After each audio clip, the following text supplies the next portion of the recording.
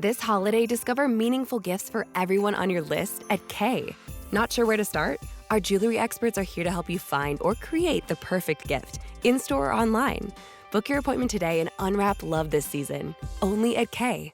Hello, everyone. Kyle here, Horror Movie Nights. You usually don't hear me doing the introduction, but that's because we have a very special bonus main feed episode that we're going to drop this month. Oftentimes after October, not necessarily for horror movie fans, but sometimes we all just binge, and sometimes we also have a hangover. And I have brought on my friend, my peer, actor, writer, now horror aficionado after October 2025. Toby Marks is here, fresh off of their Halloween hangover. Welcome to Horror Movie Night, Toby. Thank you. Yeah. We've known each other for a long time. We went to school together, and then we had worked together years ago. On some projects, which were in the thriller and horror realm. Yeah. And at that time, you doing more acting, but also still writing at that time. And you've gone up north to Vancouver from there. I've gone out east to New England from there. But yet we still keep tabs and we still keep up with each other, which is nice. But you have done this quite incredible feat. I must say that when I've been following along with you all October on your social media page, which we'll make sure that we plug in everything at the end, but Sure. So that people can keep other tabs on you. Yeah. But you watched an exorbitant amount of horror films in October, and it was really incredible. Tell me a little bit about your relationship with horror, how you got into the genre, and then also how you've managed to spend your October. Why I have no life. I wasn't going to say that. Okay. So I used to be a scaredy cat. I was a huge baby. Like I did not love horror growing up. I did not watch the classics as a child. I did watch some of the like early 2000s ones with like my girls at slumber parties, like Poltergeist and The Haunting, and we all just screamed through the entire movie, so it doesn't really count. Yeah. Nothing but a classic scarier experience than nonetheless. 12-year-old girls screaming nonstop for 2 hours. And then I got, in terms of like genre, I've always really been into sci-fi. So I was really into Star Trek, and stuff like that. So Buffy was kind of like a middle ground. The vampires scared me, but I watched it anyway. Howard 3. Yep. And then it was really when I got together with my husband, like over 10 years ago. I know. It's been 10 years. Well, we haven't been married that long, but we were together. Right. Yeah. I mean, know. Oh my I gosh. know. And Shout he out, was Brett. always really into horror. He was specifically into like the B horror, like 80s stuff. And so we got into that over the last decade, starting with like, Gremlins, and eventually we're now totally obsessed with Killer Clowns from Outer Space and like those types of films. And then it was really over the last maybe 3 to 5 years that I've really been diving into it as I've been writing more and more. Because I actually really enjoy writing horror, and I really I've always been quite murdery. You do. I mean, for those who don't know you, you do have just a light murdery quality about you. Yes, I do. It's the bangs. Yeah. I don't know. Yeah. Murder bangs. Bangs. And so from there, that sort of led me into the horror, and I've been watching more and more over the last few years. We mostly like the B stuff. We like this. I love slashers are my favorite genre of horror, which I know is not very trendy. No, there's something about slashers. We at Horror Movie Night are big slasher fans as well. There's a world in which they exist, and then there's the meta slasher, and then there's the way to subvert all that. But sometimes like a straight up slasher is what you need. Yeah. Love Freddy, love Chucky, Yeah. love Jason, especially when he goes to space. Yeah, good. Yeah. the right place for Jason. Yeah, Space exactly. is the place. And so a couple years ago, I can't remember when we started it, but we started watching like 31 horror movies in October. Horror adjacent. You know, Hocus Pocus is not horror, but you have to watch that in October. Right. Things like that. Yeah. The seasonally appropriate. Right. Yeah. And then when I got really into writing horror a couple years ago, and so I was watching more. And last year we were watching 31, but I actually watched 42. Like I just watched extra. Clearly I don't have a lot of time. I don't do much. It's research for you. Yeah. Right? I also am a night owl. It's 9 o'clock. Yeah. What else am I going to do? Watch 4 movies? Yeah. Yes. Yes. And so then last year I got to 42. And so then this year, October, I know. I just didn't watch anything else. Like you'd be surprised. And horror movies are short, which is a major Yes. No, for... we do find that there's a plethora of 90 and under. Ooh, it's 11 o'clock. You can squeeze in one more, an hour and a half. Yeah, for sure. I mean, listen, if you can binge watch a show on Amazon that they've put up an hour and 10 long episodes, like you can do, you can watch it. It's basically I watched some movies that were shorter than that. So yes, right, exactly. There's a way that it can happen. Yeah. Don't let it sway you, listeners. You too can watch. Well, as 42 was last year. That was last year. So then number. This year, I was like, I'm gonna get to 50 this year. That's my goal because that only seemed like a little bit more. Yeah. Call me an overachiever. I ended up at 62. Overachiever. Holy shit. So it's basically 2 a day. I did not actually watch movies every day. I still saw friends. I still left the apartment. I still worked. I still did stuff. But there were some days where I did watch 4 movies. Yeah. You set out on quite the journey. And I watched some of the classics that I'd never seen. And I watched some random ones. I had some friends that were constantly recommending some, knowing my taste or trying to subvert them. Yeah, some people had different intentions. Yeah, they sure. did. Yeah. And I really enjoyed it. I mean, I'm sure you've got more specific questions to talk about. I mean, bless you. You've sent me the stats. You've sent me the spreadsheets. I had been watching live in real time as you had been posting these over October, and I had gotten excited just because this is the type of stuff that we watch and talk about on, even if we don't watch the movies, we certainly talk about them on this podcast. And the fact that you had gone through so many and that you had found ones that you had never seen and liked, or classics that you have differing opinions about.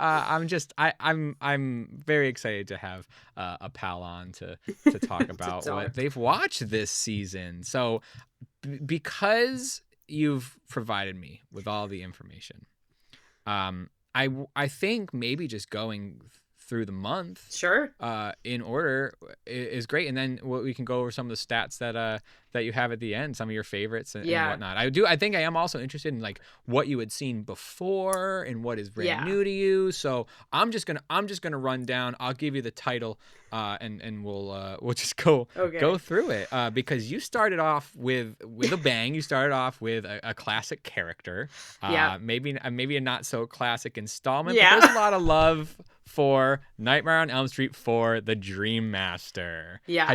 What was your experience with Freddy prior to this? I had not seen this one, but I've seen the first one many, many times.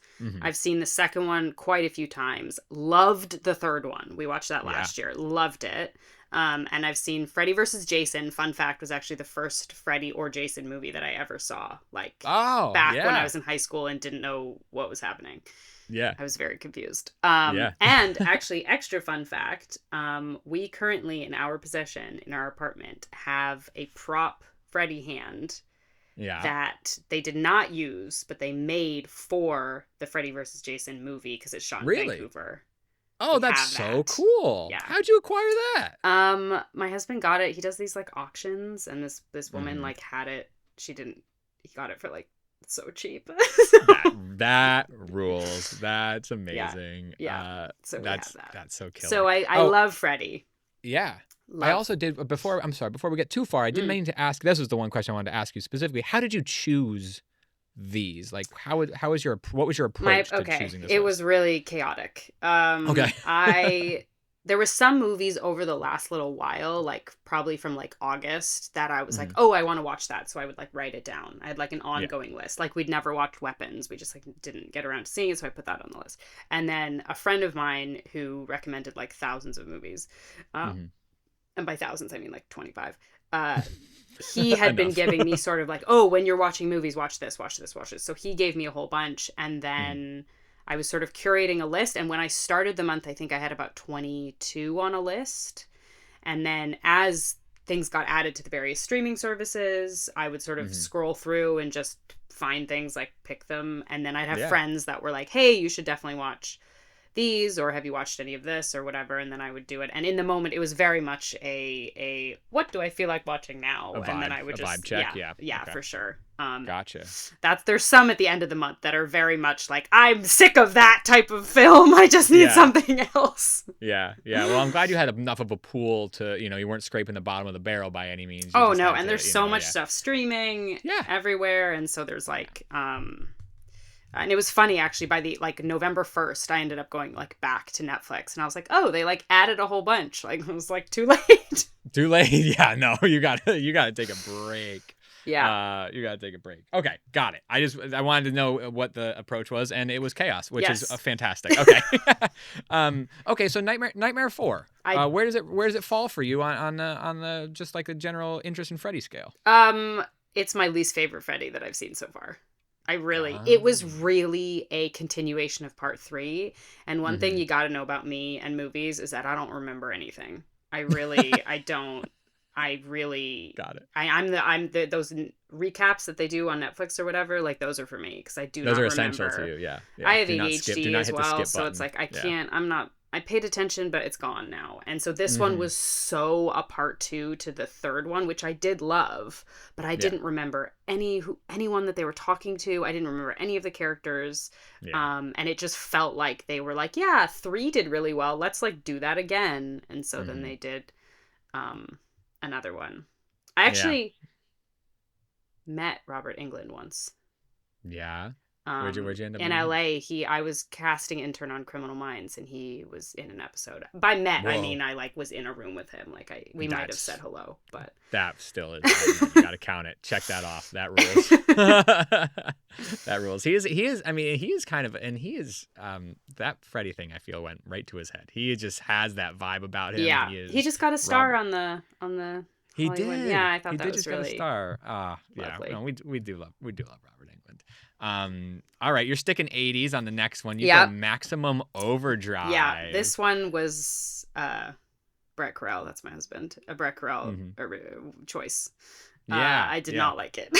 No, I didn't know how much AC/DC was going to allow you to really buy into it or not. I like the idea. It just like doesn't actually have a plot. No, you're gonna learn. I'm a plot girl. I like my stories, and I like my story arcs, and I like my structure, and it's a cool idea. It's like this alien thing comes down, and all the technology, specifically the cars, go crazy. Great. And but like that's the film. These people get kind of marooned in this gas station, but like that's kind of it for an hour, over an hour and a half. So that it has its fans. Some of them I think we had gotten that suggested as a listener submitted month or during our listener submitted month. It's got some cool stuff in the car. The main like truck thing. I don't know what you call it, with like the face. Like that's cool. Yeah. But I'm just. But like, it just doesn't. Like, besides that, just a little bit of character development, like just something. Nope. Stephen King was on too much cocaine for that one. That's for sure. So next up, Cherry Falls, which has gotten a lot of revisiting and a lot more love as of recently. Than it did upon its release in 2000. Yeah, it feels celebrating 25 years. It feels. I actually was talking to someone, and I was going through my list, and they were like, "Oh, Cherry Falls, what's that?" And I could not remember. Couldn't remember at all. And then I looked it up, and then I could remember. But I liked it. I thought it was really like fun for what it was. Yeah. I didn't like love it. Yeah. I did think the whole like virginity obsession was like a bit much. I know that was the whole point. The point of it, but yeah. But I think it was just like it was like, Jesus, we get it. Like yeah. But that's another favorite on the show of my co-hosts. I have yet to see it. Oh, still, okay. And Carly and I were talking about watching it this season. I'd be curious to know what she thinks about it. Yeah. No, we've clocked it, and we just haven't done it yet. But seeing it here on the list and seeing a lot of people talk about it this year, celebrating that anniversary, that's going to be one for us. Wow, hold on, this is October 4th, and you watched 4 movies on October 4th. Just so you know. Yeah. So and is this the order in which you watched them too? Is this? I don't think so. The order. Hang on, let me go look at my Instagram because the order on this document that I sent you, I think it kind of did it alphabetical, but it's definitely the date. Oh, yeah. Like I watched those all on that day. Yeah. But hang on. So on the 4th, no, I watched Hereditary, then The Taking of Deborah Logan, then Cherry Falls, and then Urban Legend. Okay, Cherry Falls to Urban Legend is a great back end of this. That was a situation I needed one more, and I was like, yeah. And Urban Legends is a favorite of mine, so I've seen it a lot, and I love it. Urban Legend is great. That is a classic. Yeah, I really love those types of teen mystery slashery ones. Yeah. But you started heavy with Hereditary. I did. And it doesn't look like you liked it much more than anything else that we've talked about. No. I know. I tried. I thought the acting was really good. Sure. I thought Toni Collette was, and always is, incredible. Yeah. There's no doubt about that. At the same time, I felt like it was really melodramatic, and I just wanted her to stop screaming at her child and just like relax. Like and it like, to me, it wasn't scary. It just felt like a family drama. Like, the death at the beginning was awesome. That was one of it was almost a best death thing for me. And then like the big reveal at the end, I was just like, oh, okay. I know it's a controversial one. I just like it wasn't. It's so theme and it's so mood, and that's like not what I'm. No, it's not what I'm into. No. So I feel that. No, it has a lot of people that love it, but there are a good amount of people that send them my way because okay. I have yet to meet them. Toby's got feelings. Taking of Deborah Logan, a foray into found footage. We talked just off mic briefly, just because found footage is something in your world at the moment. But what'd you think of the Taking of Deborah Logan? I liked it. I liked it. I was sort of, I actually got it last year for research and then never ended up watching it. Okay. I liked it a lot. I thought that it was a very clever premise that they were investigating one thing and then something else ends up happening. Yeah. I don't know what the spoiler rules are here, but I say you can go for a it. movie that came out almost 12 years ago. Yeah. I think we're in the clear. So I thought that was really interesting to watch. I also thought Deborah Logan, like the actress who played her, was awesome. So good. She's so good. I did feel like some of the other performances were not as good. And I find that often with found footage, they just tend to be, I don't know if it's because we're like pretending it's real, that the performance then feels less real. Or something weird in that mix. There's sort of like this thing about like them, people as pawns or like sort of objects in a found footage thing. It's like they just end up being sort of there, right? Yeah, or they're like trying really hard to like show you that they're doing stuff. Yeah. It's a little bit like when you get non-actors to like perform. They're like, look at me performing. And it's like, no, you don't have to do that. You can just like be a human person. A human? Yeah. But I thought it was cool, and I liked watching her transition. I thought that was really interesting. I remember that being like, when that came out, just being like, oh hell yeah, like you could make some kind of gnarly stuff in a found footage film, make it actually still pretty scary and gross. Scary and and okay, so then gross. scary and gross. Yeah. That's all I want, which it describes a lot of old people. That's true. That's true. So that was, and then the fourth issue ended with Cherry Falls and Urban Legend. Yeah. Hell of a day. Yes. That is a hell of a day. Thank you. Wow. I'm flattered, or flabbergasted rather, not flattered. Flabbergasted that you were able to do that. Here's one that you ranked super, super high on the list, and had a lot of love for, and that is 2020's Host. I loved it. I thought I didn't really have high hopes. My friend was like, you have to watch this, and I was like, fine, whatever.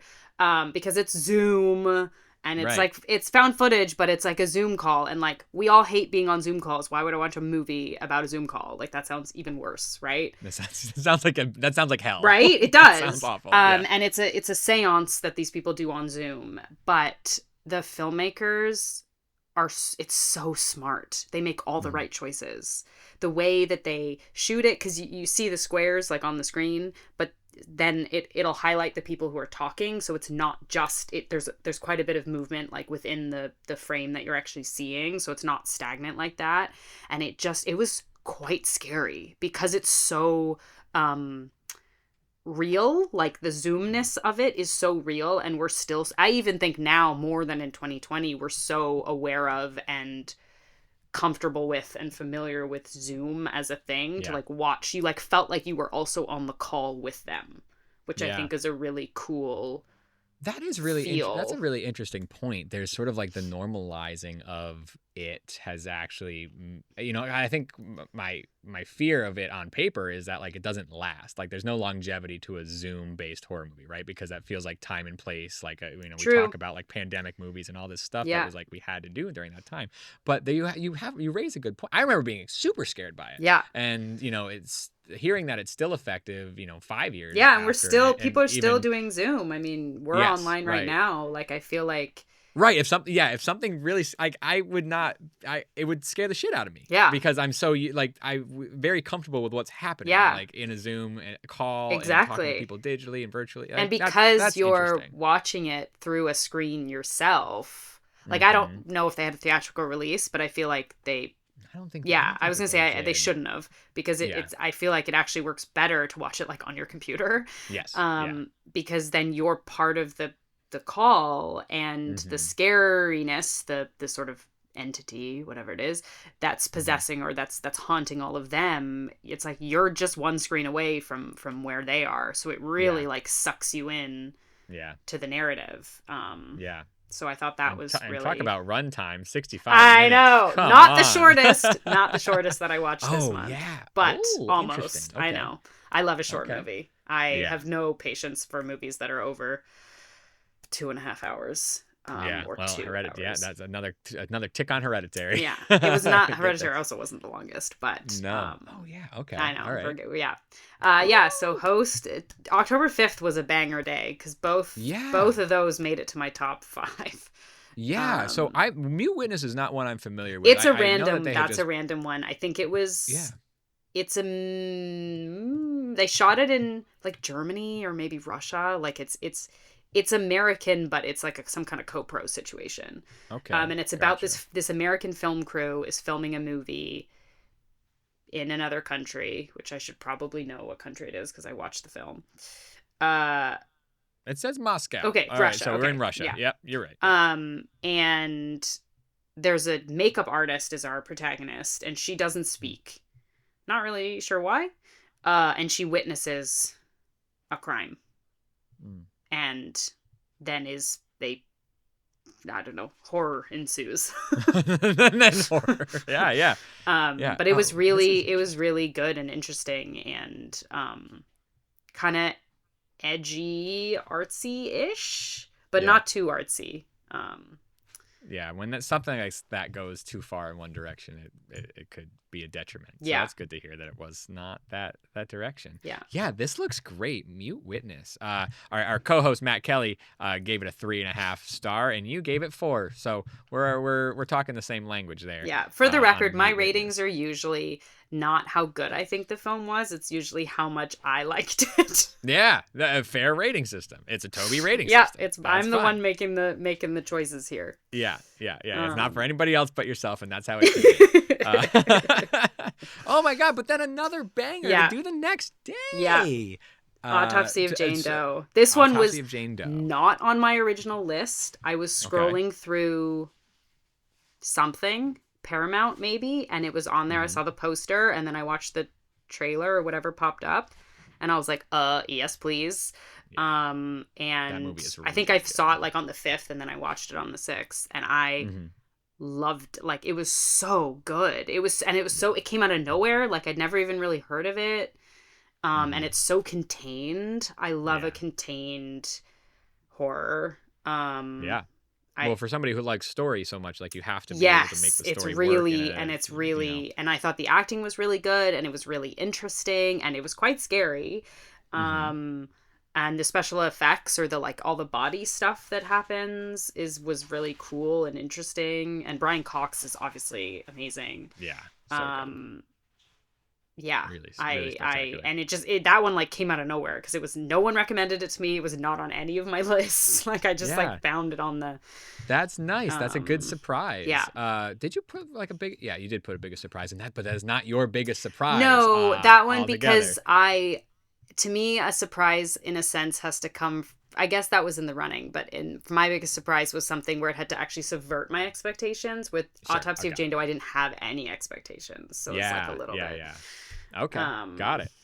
Yeah, but a lot of love for that. Yes. That's cool. This is I'm looking at the Letterboxd diary of it, and it's funny because this poster has a woman upside down, and then our next film, Deadly Blessing, has a woman right side up on the bed, and it's just a very funny mirror. Well, image, I think the next one after that, The Dark 6th. and the Wicked, has like a woman in the sky. Like in yes, yeah, and then we float away. Yeah. Gone. So Wes Craven's Deadly Blessing. Yeah. We've talked about it on the show before. It was a pick of mine when I brought it to the table for us to talk about. And I know that it's not the greatest of flicks, but what did you think of that? I mean, I'm now looking. I only gave it a 2.5, but I enjoyed it more than a 2.5 is worth. It just like wasn't that good, Yeah, right. But I thought it was fun. I thought it was we don't get a lot of Amish or sort of like cult, religious cult, at least in that, or religious Christian sect, at least in that. Yeah, I thought that was an interesting sort. Yeah, it was like a little clunky, I think. Yeah. But Wes Craven's leading up to Nightmare on Elm I know, Street, it's like so you could see that he was like putting some feelers out there to like see what was vibing. Yeah. Deadly Blessing. But it was fun. I would watch that one. I would watch again. Like, I think it was be like with people. I feel like that would be like a fun like jaunt. It's definitely it's a nice one to throw on. Like, there's some familiar stuff, there's some cheap scares, there's some like B stuff. It all works. It's just not usually on people's radars. But yes, the next one that you say, The Dark and the Wicked, you got to tell me about what this is. Okay. I'm not familiar. Yeah, okay, thank you. I wrote that no one's heard of it, and my friend's like, oh, people have heard of it. I'm like, it is not something I know about. So it's also 2020, which I thought was funny, because my two scariest of the year were Host and The Dark and the Wicked, and they're both 2020. It is a sort of family drama-esque. This woman and her brother return home because their dad's sick, to their like farm, and weird things are happening with their mom, and that's kind of all I can say. But it was really, the acting was really good too. It was one of those like it felt very like indie. The actors, it's the kind of people that you would like recognize, but like you wouldn't know their names. I think this is from the director of The Strangers. Monster, which is quite interesting. Okay, and most recently, in the most recent one, Vicious, that just came out. Brian Bertino. I didn't watch Vicious. Maybe next year. Yeah, this one is way less commercial than any of those. Like, it's way more like Sundancey. I don't know how to, you know what I mean? Like, it just feels a little bit like grittier, and it was scary. that was scary. Where'd you oh, it was on it looks like it's on Shudder. Yeah. Most of these okay. Shudder. I did like stream some stuff from places when necessary. Yeah. As we do. You do. Yeah, so some of these things are not easy to find. Yeah. And the world is a dreadful place. Yeah, and we've got different like licensing in Canada. So sometimes when things are in certain places for you, there'll be different places for me. So I have to like figure it out. And then I've got friends that are like, do you have Disney Plus, or like do you have Netflix? And I'm like, yes, but we don't have Hulu. Like I just like don't remember like which is like where things land. Yeah. So okay, yeah. There's no judgment. You had to find how you had to find it over there in Canada. That's how it goes. So The Dark and the Wicked is on Shudder in the States. I think it must be on here as well. Yeah. So that looks very cool. It is. It's I'll good. be checking that out as one of your big suggestions here. May Lucky McKee's May. That's is one of my favorites. What did you think I liked it. It was kind of exactly what I thought it was going to be. That was another one where it was like 11:30 and I was like, I'll just do one more. Like just like sneak it in. I thought the main girl was really delightful, and it was like weirdly like romantic and kind of like sexy at times. Which was like then really creepy and weird. Yes. Right. And Anna Faris being like a horn dog was like really funny. Really good. So I really enjoyed that, and I really liked all the characters, and I thought it was like a really like quirky little film. I wish that we still made movies like that. Like I feel like we don't. We don't. No, we don't. Really. There's like it's like a relatively light character like horror. Yeah, but then it's it gets really really dark at times. Weird and dark. Yeah, right. It's like the darkness doesn't feel heavy. It's just but the content of it is. Yeah, I really like that, and I don't. Yeah. I mean, I'm totally generalizing, but I don't feel like we really, because now it's sort of like you have to like pick a direction. Like either you're going to be light or you're going to be really dark. Yeah. But I thought it was like a delightful little weird film. Most definitely. Cool. I'm glad you liked it too. That's one that we sing the praises of quite often on this show. Yeah, that feels like a sort of culty podcasty dream. Yeah, very much so. Exorcism of Emily Rose. Wait, you skipped one. You skipped Bodies. Oh my God, I did skip Bodies. No, and we need to talk about Bodies because I hated it. I hated it so much. I hated it. I've not seen Bodies. I've been recommended Bodies often. I thought it was gonna be a fun little Netflix horror. You know, they do, and they're like fun, and they're not that scary, and they're kind of like a little kooky and like a little silly. I thought it was gonna be that, but I hated. Didn't do it. I hated the characters so much. They were just so annoying.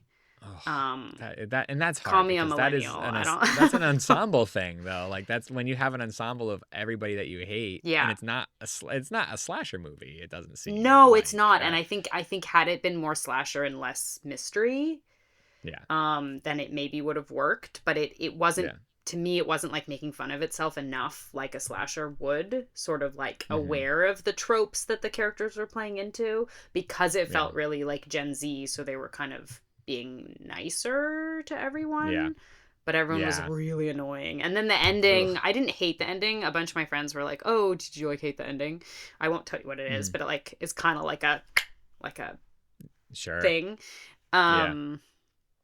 But by the time that happened, I was just so relieved that it was over that you're like, this is a welcome end. Yeah. However it ends is a welcome. Yeah. So. I just find it's not your lowest rated thing. Is it not? It's not.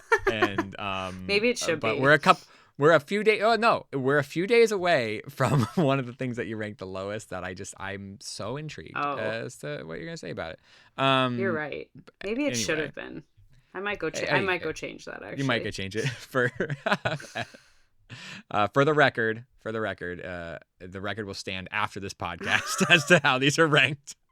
Because that's the other thing is I'm pretty new to Letterboxd, And I did not rank these as I watched them.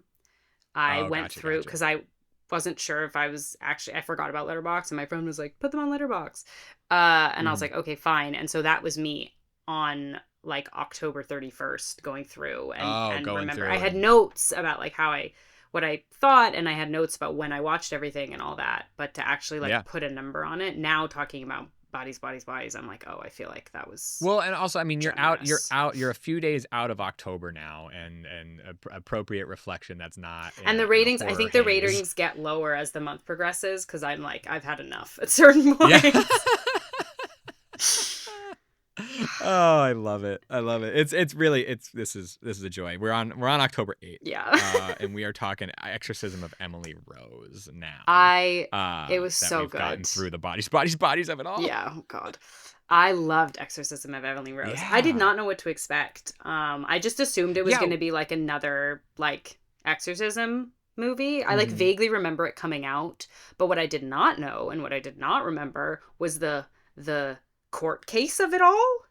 And it's a lot of it. It's a lot more of it than I anticipated. Fun fact about Toby, I love the law and I love crime, but also like the logistics of it and like prosecuting and defending and all that stuff. I love like lawyer shows and I've studied a little bit of criminal law, and so like I really like that. So when this happened with that, I was like, oh, okay, cool. Really excited. And I remember this kind of coming out when you were just like when you were talking about like sleepovers and or early theater, groups of junior high and high schoolers like going to the theater. Like this was huge at that time. I was too scared to see it at that time, so I didn't come to it until later in life myself, and I was like, that was a different portion of it. Is that like court case? And I can see how people maybe wouldn't, because I feel like the Venn diagram of people who like horror and who like courtroom dramas are like, it's not a circle. Like there's some crossover, but not much. Especially because it did get quite scary at times. So it's and I love the chick who played Emily Rose, Dexter's sister, whatever her name is. And actually all the acting, I thought it was and that's another type of movie that we don't really get anymore, is the like high budget drama horror that's like horror. Yeah. I guess one could argue that maybe that's what Hereditary is, but the like awesome. It doesn't feel it feels different. Same. Like there's something about the like ensemble cast of it all that I really enjoyed. I can't remember why I didn't give it 5 stars, but I just felt like it was like almost. Well, it's a little long. Yeah, that's true. It's almost 2 hours. It's just that 2 hours. Yeah, a minute under. Maybe that was part of it. Yeah, I was like just too long. But they don't make 2-hour epics in that sense. Yeah. But you put the word exorcism or exorcist in there, then you got to be close to 2 hours. Yeah. You got Slacks, which is not one that I've seen. But I've heard this is another so... rando that my friend recommended. It's a Canadian one. Okay, Canada represent. Yeah, from 2020 also. And so Slacks is spelled SLAXX, but it is about a pair of pants, like slacks, like a pair of demon pants, basically. And it's exactly what you think it is. I'm looking at these ratings and I'm like, maybe I'm wrong here, because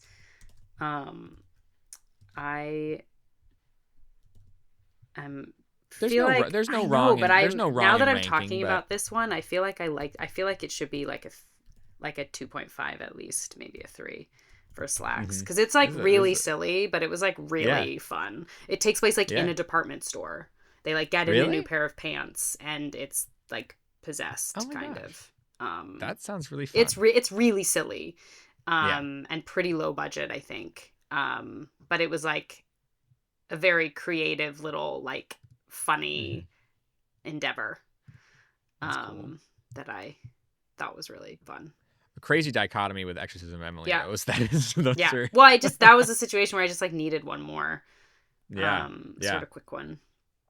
But sometimes you got to mix it up. Sometimes you're like in do. a zone, and I'm just like, all right, I just need to watch a demon pair of pants kill people. Yes. No, I mean, we do, on the show, we pair what we pick for the episode with something. And sometimes, Nice. you do want to do like a tonally, like, aligned thing. And then sometimes you need to do something completely different.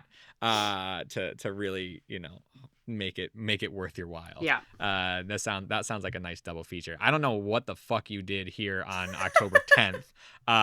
Because, that well, I can tell you the mindset order. feels like I it can goes tell out you the the window. order. I Yes, lay it did on me. Texas Chainsaw, the original. Okay. Then I did I Know What You Did Last Summer, 1997. I Know What You Did Last Summer, 2025, and then Hush. That was the progression. Okay. If that helps at Okay. all. So I know you're gonna come at me for Texas Chainsaw. I am wearing my Texas Chainsaw sweatshirt, which is I did not necessarily intend to for this, but now it feels a little pointed. No, Toby, no, you can tell me what you think about Texas Chainsaw, really and I will bite my tongue I hard. really like the villain of it. I really like the idea of it. A little bit like Maximum Overdrive. It just felt like it was a good idea, but didn't actually have a story. There was just like nothing like it and this is where I think the 70s really does me dirty, because they're often it's like a concept, and then there's a lot of slow pans around and weird angles where we're looking down at people or looking up at a bunch of people staring at us. They do that a lot. They do. That's a common theme in the 70s. And I just wanted more like story, like literal, just like which is where I think, because later I watched the 2003 version. Okay. I was going to ask if you have ended up watching any other Yeah, I Texas did. Chainsaws, And I or if actually you just really liked the signed up. 2003 one. The remake, the 2003 remake is very good. I rank that it's like right in the middle of my ultimate like Texas Chainsaw rankings. I don't hate it. As much as so I think when you're going to kill characters, like if you're talking about slashers, and this could be true for Bodies, except it's not actually really a slasher, is either I have to really care that everyone's dying. Like I have to really like everyone, not like them as people, but like enjoy watching them on screen and be really sad that they're going away, that they're going to die. Or I have to fucking hate them and want them to die. Right. Yeah. And so with like Bodies, I wanted them all to die, but it wasn't slashery enough. Like they weren't, I wasn't getting my comeuppance for that. No. But with Texas Chainsaw, this original one, we don't really know the characters very well. Like we don't so I'm not really invested in them being killed because I just don't really care. Yeah. Nor do we know, because you can also sort of get away with it if you like know the killer, like who's doing the killing, like a lot of information about that. Then I feel like, yes, you can like go on the journey like with them. Which will happen like with Chucky or with Freddy sometimes. But you don't get that. Not really. There's no, because you don't really get any backstory about like the family. And I feel like in the newer one, in the 2003 one, with Jessica Biel, goddess that she is. My only issue with the 2003 one is that she is so 2003 that I kept forgetting that it was set in the 70s, because she just like screams. Yeah. And somehow she just epitomizes 2003. You can't. Yeah. But you like care about the characters. Like you're like you want them to survive, or you want them to get out of it. So that was my thing. And some of the deaths are cool. I realize that it's iconic, but that's the 70s. I struggle. And for some reason, I watched so many 70s one, and I mostly didn't like them, and I just kept torturing myself. Well, now they're off your list. You've weeded through some of them. And okay. I mean, I would be interested in what you think of other Texas Chainsaw down the road. So when we do this again next year, I'll keep you posted. We can, so then you went to what I would imagine it seems like a familiar genre, or a better feel. Yeah. Which is I Know What You Did Last Summer. If you're coming at it from like loving urban legend. Yeah, I know what you did last summer. I've seen the first one a lot. That also shot in Vancouver. Yes. We had a horror thing going on. Actually, I watched quite a few Vancouver ones this time. Cool. And I really like the original. I think it's really fun.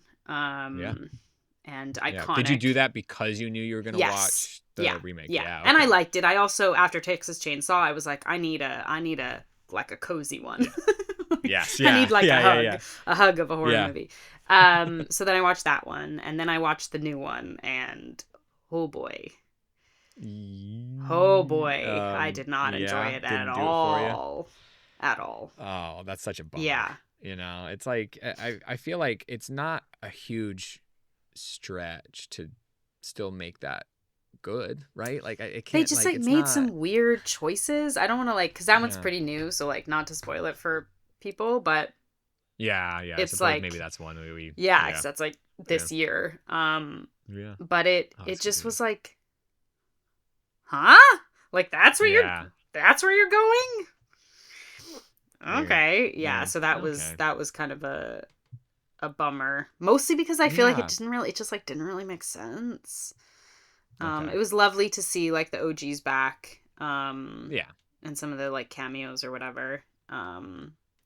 But that does not a movie make. Correct. As we come to find out. Yes, correct. Yeah. Okay. All right. That's so. We've not talked about it much, or even had many of our listeners chime in about the remake. So this is the first I've really. I think the heard biggest about difference it. also is like the original, and I actually said this in my like recap thing, is like it's. I don't think that that the 90s made better movies than we're making now, but they made better bad movies. Yeah. Like there's something about the target audience or the type of story that they're telling that I Know What You Did Last Summer now just like isn't quite doing that, and I'm not sure what specifically the difference is. Oh, it's so interesting. They have just on your list. You have them. You know, this year's I Know What You Did is only $1 million more on. I know that was shocking than the 97. Yeah, one. I mean, I don't know. So these numbers I just got off IMDb, so like I don't know how accurate they are, and I don't know if they're dealing with like inflation. So like I don't know if they made it for 17 million back then, and now it would be more, or if they made it for the equivalent of 17 million. Yeah, I guess they. I mean, it's got to be just the number. I don't know how, but at the same time, it just seems so interesting that it's. Well, because they were so all sort of big teen stars at the time, like huge. Yeah, that's Sarah Michelle true. Gellar, Ryan Felipe, what's her name, Jennifer Love Hewitt. Apparently, they have to have 3 names. If you're in the 90s and if you want to be a star, you gotta have 3 names. Freddie Prinze Jr. Like Freddie Prinze Jr. Yes, that's right. Yeah, so that's maybe that all's like all to their salaries or something. I don't know. Yeah, crazy. It was very cool that you were able to watch them back to back in that day, though. That's fun. Yeah, there was also some nice like nods from the new one to the original that you could literally see. In the that's always nice. That was fun. Little fanfare for it. Yeah. But then you didn't stop. You went to Hush. Yes. Which you liked a lot. It looks like. I did. I remember really liking Hush. I liked Hush a lot. I was surprised because I thought especially now we've seen so many of those like, oh, the protagonist, usually a woman, is missing or doesn't have one of her senses and now she's stuck in a house. Like we've seen that movie. And maybe because this was almost 10 years ago, like maybe it was the first one or something. No, I mean, I feel like that is, I mean, talk about 70s tropes. Like, I mean, you're talking about like, babysitter stuck at home. Like, yeah, well, even like Mute Witness, stuff. like she also like Mute Witness, doesn't exactly. Yeah. But this one was there is something so unique good. about this. It was just so good. And it was quite surprising as well. Like I didn't know where it was going or like how it was going to end. Like I thought that one was really like quite a thrilling ride to go on. Kind of OG Mike Flanagan, I think. Early Flanagan too, and just like he really is doing the thing that he will go on to do on a much larger scale. And I appreciated the sort of bare bones of it. Again, like it's a very contained story, just like a woman in her house. Really good. There's nothing scarier than a woman in her house. Me right now. Shit.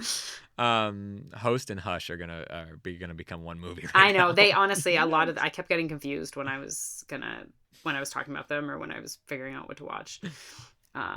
But yeah. You stayed recent. Go to Speak No Evil. That was 2024. Yes, I did that. And I did the that's the James McAvoy one, so the American one. Yeah, I really I really liked it. I thought that it created a really, because a lot of movies, there's like, they like try to scare you with like jump scares, or they try to like set a mood that's like kind of ominous, or they just kind of like do things that are unsettling, right? Yeah. And kind of like, did you ever see Barbarian? So I am still in the camp that did not see Barbarian or Weapons yet. Okay, so fair. I am out of, the opening part of Barbarians, I think, does a similar thing to what Speak No Evil was, where you're like, you don't know what is going to happen, but something is scary and something is, you're like not uncomfortable in like a bad, but you're like, your skin is just like prickling. Yeah. It's like that. And I feel like Speak No Evil does that for like the whole film, mostly because of James McAvoy. Because he's so fucking good. He's good. Everyone in the film is good, but he's really, really good. Like that movie sings because of him. I remember seeing the trailer so much that last year when it had come out, I had seen it before, just a bunch, like it doesn't matter if it was a horror movie or not, then in the theater, that trailer was playing. Yeah. Like, I also was kind of like, all right, we get it. Yeah. That was nice that it holds up, and then it does something that was still good. Yeah. And apparently they changed the ending from the original one. So it is a different film. They've like taken some. I didn't watch the original. I didn't know there was an original until I posted about it, and everyone's like, "Have you seen the original?" And I was like, "Oh, yeah, ooh, like, no, no clue. my bad." I'm gonna add that to my. Watch list. Yeah, it's horror very much in the psychological sense. Like there's not. Yeah. We're not talking jump scares. We're not talking like creatures in the dark. We're not talking any of that stuff. Yeah, that looks good. Basically the opposite of the next one. And then which is another one that we love here on the show. Okay, yeah. So I honestly thought I was gonna hate it. I feel like maybe what you've heard about me so far, what you know about what I like, and a lot of my friends were like, this is not for you, because it's kind of slow. It's kind of meandering a little bit in its story. But I guess because the acting was really good, and I actually felt like the character development was awesome for Anya Taylor-Joy's character. Yeah. That arc I was so on board for. I thought that was super cool. My only two real issues were, why was it so dark? Like, could we not turn the like I had my brightness up full blast, and I still still couldn't see anything. I was just felt like that was stupid. I was like, you've spent so much money on this movie. Like, do you not want me to see it? Like, come on. And I would have preferred if we didn't know if the witch was real until we knew. It sort of ruined a little bit of the mystery of it to like see it like right off the top. I think it would have been more interesting if it was like a will they won't they kind of thing until we go over the hill. But I liked it. I also think like it was an hour and a half. Like I think it was like a quite a succinct little ditty. And you know, as he goes on and makes bigger movies, they are longer and just more, and it's just like that's where it gets a little tiring for me at least. So The Witch is like a perfect sort of I honestly really thought it was going to be one of those that I was just like, ugh, this fucking movie that I haven't seen that everyone's like obsessed with, and I was like, no, I liked it fine. Oh, that's always a nice pleasant surprise. And she was actually all the acting was really good in that one. They're British, really, so it's really well done. Yeah, right. That's the points there. Yeah. October 12th. Oh, that was another big day. Hit another quadruple feature. What is the deal? How'd you go about this one? This one I actually don't remember the order. Some of these I actually watched with Brett. Oh, also bear in mind most of these I'm watching alone while knitting. Just like me, just like chilling. That's the vibe. You are chilling, knitting, watching these. Okay, amazing. Some of them, one of my friends were like, "Wait, you watch these all by yourself?" And I was like, "Yeah." Girls gotta do what we talk about that often. Like we watch, a lot of us watch these solo.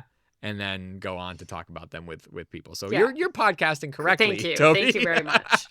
You're doing the right thing. So this day I watched Final Destination, then Ma, then First Omen, then The Boogeyman. Got it. Okay, so we got Final Destination 3. Yes. Yes. Which I had All not right. seen. Well, no, I had seen it, but like a long time ago. I didn't really remember it. Yeah. Was Final Destination something that you liked or watched? I love the Final Destinations. They shoot a lot of them here. They shot the most recent one here as well. Oh, cool. I have a couple friends who are involved. Neat. And I think they're really fun. They're essentially a slasher. It's just your killer is, I think the director of the co-director of the new one, Zach Lupowski, something his name. He was talking about how the killer is the camera, and I thought that was like a really cool way of thinking about it. He was talking about but in all of the other ones as well. So you're watching. Yeah, all the, I mean that's how it. It's a great way to approach that. Yeah, okay, cool. I really like this one. The amusement park was like fun and interesting. Yeah. Some of the cast, I was happy to see them. I can't remember any of them now, but Mary Elizabeth Winstead, I think. Yeah. She's in there. Yeah, you got Sam Easton's in it. Those are the only two that I recognized. Ryan Merriman. What happened to him? Oh my god. Yeah. Where'd you go, Merriman? I don't know. Alex Johnson, who was in like a very Canadian series called Instant Star. You probably never saw it. Okay. She's like a teenage musician or something. Yeah. Anyway, so that was just like a fun, like, nice hitting the beats. Then I watched then I think we watched First Omen. I can't remember I was like, we have to watch First Omen, and then I'll watch Omen, the original one, because this one is a prequel. And I acknowledged that it was a very good film, First Omen. Very good performances. I have learned that I just don't care about nuns and priests. I really they don't do it for you. I really don't care about their crises of faith. Like I'm sorry you're struggling, but I don't care. Yeah, that's a subgenre that you do not care for. Not at all. And that's all this was. And it was 2 hours, and I was just like, oh god. And I had because I had not seen Omen, so I had no like sort of investment or connection to it either. I don't know if you give a shit about the Omen. Did you watch I did. I did eventually. Yeah. Oh, you did. Yeah, Okay. Interesting. Well, we'll get to that then. So yeah, that was that. Yeah. Okay. First Omen. A new one or a newer one from last year. Huge budget. Yeah, okay. It's like a little more of those like big cast kind of things, but it's just like it's very much. And I get why they did it like that, because of what the Omen is in terms of like the Satan-ness of it all. You've got, the church is on the opposite side of that. Like, I understand that logistically. It's just like, for me, I didn't care at all. Yeah. I think that's a fair sort of, that's a subgenre that you have to like either, I don't know, you have to care or like have maybe some history with it, like something, right? And then there's enough people now, like, we're in 2025, right? There's enough people that don't have it was a bit like, don't give a shit about that. Yeah. Did you, Conclave, not a horror, but I can acknowledge that was a really good film, but like I just I don't care about the Conclave. Yeah, I think if you can't buy into sort of like that there is all this tradition, I don't know, because it's like, that's interesting. I find more and more people are not vibing with that type of shit. Yeah, smash the it's not the patriarchy, the oligarchy. I don't know what we're calling it. Yeah, there's an archy involved, and we don't fucking we want don't it. want that. So then we watched Ma. Speaking of smashing a patriarchy, yeah, which was I forgot this movie existed. Yeah, I had my friend who recommended everything. He was like, "Oh, you have to watch this. It's ridiculous," and it was fun. It was silly and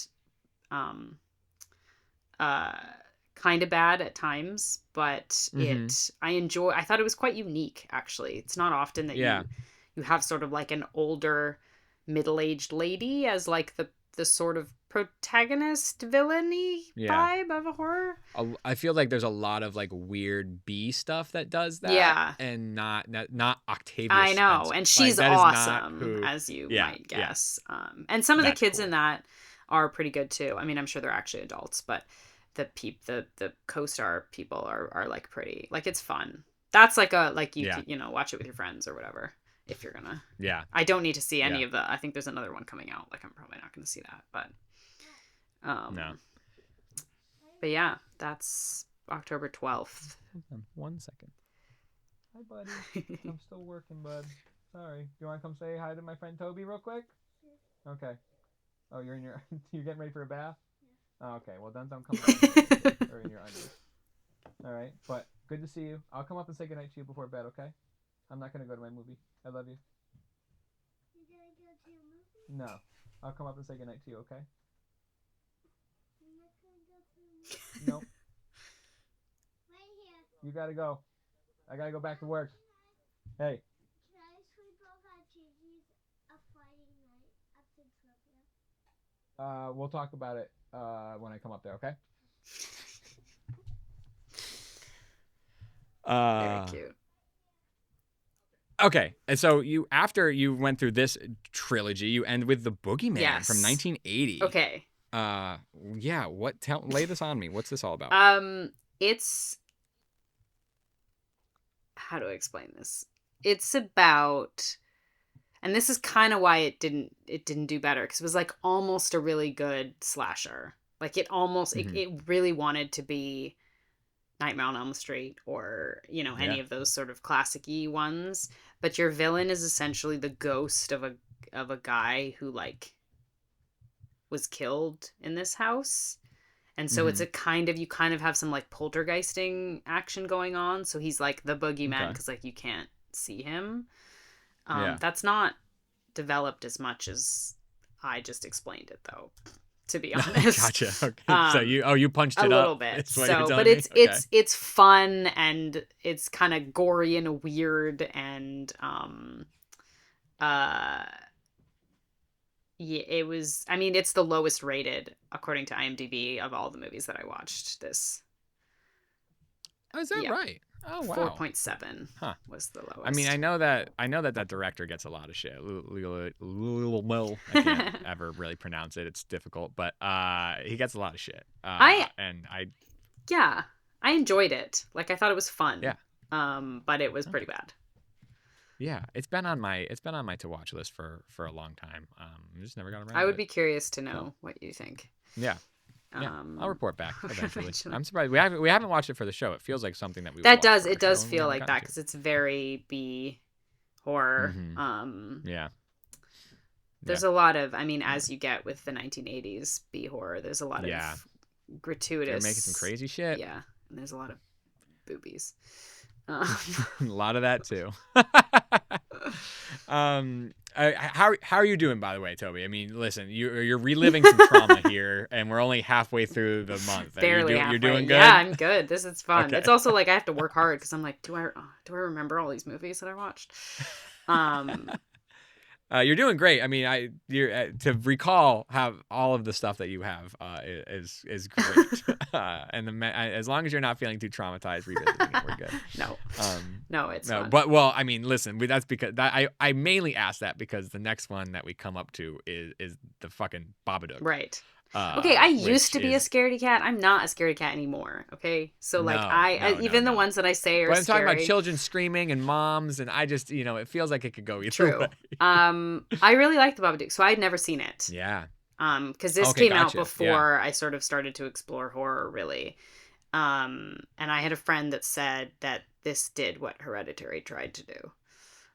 Which I actually kind of agreed with because it was like kind of like a hysterical like woman and no one really believes her. She's going through a thing that like no one really understands because her kid is having problems. That's like kind of the plot of both films. And I love Essie Davis, I think is the main actress's name. I think so. Yeah. I love her from other things. So yeah, this movie still is just it's really good. Top-notch. Australia. Yeah. Is that where they? Yeah, they know how to do some stuff over there.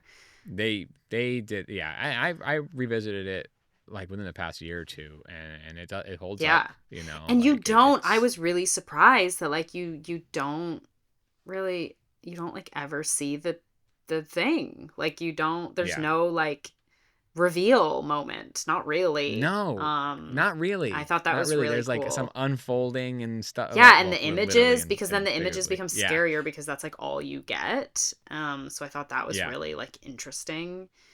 And cool. I thought it was, that would have been in my, if I did a top 10, that one would have been in my top 10 for sure.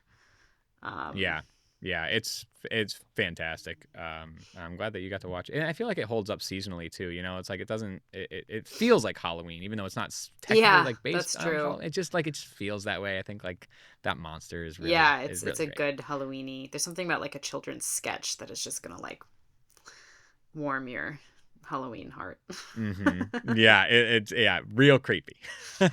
Real creepy. And then, oh my God, the Crazies, the remake, the 2010 remake of the Crazies. So that one was another one I saw streaming yeah. somewhere. And I didn't realize until I was already watching it that I had actually seen it before. Like I forgot. Oh, you had? Okay, yeah. But I didn't really remember. I think I watched it like a couple Halloweens ago. I liked it. You're a Timothy Olyphant I am. fan? Yeah, I really am. I love Justified.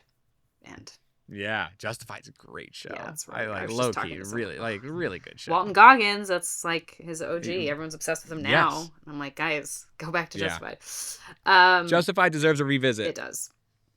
But yeah, I really like him. Mhm. I thought it was a really clever idea, the Crazies, that like that sort of spin on like a zombie vibe. I thought that I was like, wow, I can't believe no one has thought to do that. Like, yeah, and I thought it's really crazy that that George Romero is does the modern zombie and then also does the Crazies in that early parts of his career, and then they're so prevalent. I'm surprised there isn't more crazy type that I wouldn't be surprised if we see more of that kind of coming out in the next few years. A remake in 2010 seems almost primed early, for it's like almost ahead of the time. And you'd again, think, but because in a way, especially for like low budget horror, like if you're gonna do a zombie film but they're actually not zombies, that would be so much cheaper. Like to just make everyone crazy, or like just make everybody violent. crazy. Like, that would be like, I'm surprised that there isn't more. I mean, maybe there is, and I just don't know it. But I mean, I don't know. Yeah, I can't really. I feel like we don't talk about it on the scale, like on that scale, you know. Interesting. And I like the practical of it with like the like army and the it was sort of a very like pragmatic approach to a story like that, as opposed to just like the survival version, which I thought was kind of interesting. I mean, it is survival, but no, I know what you mean. It's not. It still relies on a system of a little bit. defense Okay, not at all, but a little bit like, what's that movie called with Ben Affleck and Liev Schreiber? Phantasm? No. I'm not sure I know what you're talking There's about. a horror movie. It's based on with Liev Schreiber and Ben Affleck. Yeah. Hang on. It's It's a critter-esque type of, like, it's a creature. Oh, Phantom. Thank you. Oh. What did I say? Oh, Phantasm. Wow. That's wrong. So to me, it was Phantasm. like it wasn't the same at all, but the whole like premise of how they were telling the story kind of reminded me of that, because it's like the people in charge and then like the other people are like doing the thing. I love Phantoms. We watched it last year. Phantoms. There's a book apparently. Yeah, Dean Koontz. I love him as well. All right. Yeah. All right, Phantoms as well. Just a little. You watched that last year? Yeah. Said? I really, and I actually didn't realize until that's the your science end fiction. of That's your science fiction fix a little bit too. And I didn't realize until the end of this month, basically, but I barely watched any monster creature films this year. Yeah. Like almost like none, I think. On your most watched subgenres, it looks supernatural seems to be which was not. That's one. Normally I would say I'm slasher, creature, mystery. So because I love like Critters, I love Yeah. critters. I'm obsessed. I love them. I Hell think yeah. they're so cute. Yeah. And I mean, Gremlins isn't really horror, but like I love Gremlin. Like I love lots of Yeah. things, and Phantoms is also kind of like those like lots of little Yeah. creatures, and I don't know, didn't watch any this year. No. Interesting line. I guess technically the stuff is maybe a creature film. Depending we'll on the amount of stuff that you that you deal with. Yeah. We'll get there. You hit a classic up next with Yeah. Alfred Hitchcock's Psycho. Yeah. Was this your first time seeing Psycho, or was Yes. this, So I've one that seen you'd seen? scenes from it, mostly like Sure. in an acting situation. But I'd never actually sat through the whole film, and it was fantastic. Yeah. It's incredible. The acting is so good. The scene with the two of them before she's killed, but like in the like little office, the back office when they're like eating the sandwich or something, was so good that I like actually I watched it twice. Like I was just it was so good. And I just really That's so funny. Carly and I watched it twice this year. And it was mainly a logistical thing because we had to stop the movie before the shower scene because we had to go to bed. Oh. But then when we restarted it the next night, we went back and watched that scene again because it is incredible. Yeah. Such a good scene. Yeah, and watching it as a whole is something to It's so good. And I realized, because I actually didn't watch very much from the 60s, which I think is something I'm going to try next year more, because I ended up watching way too many 70s movies.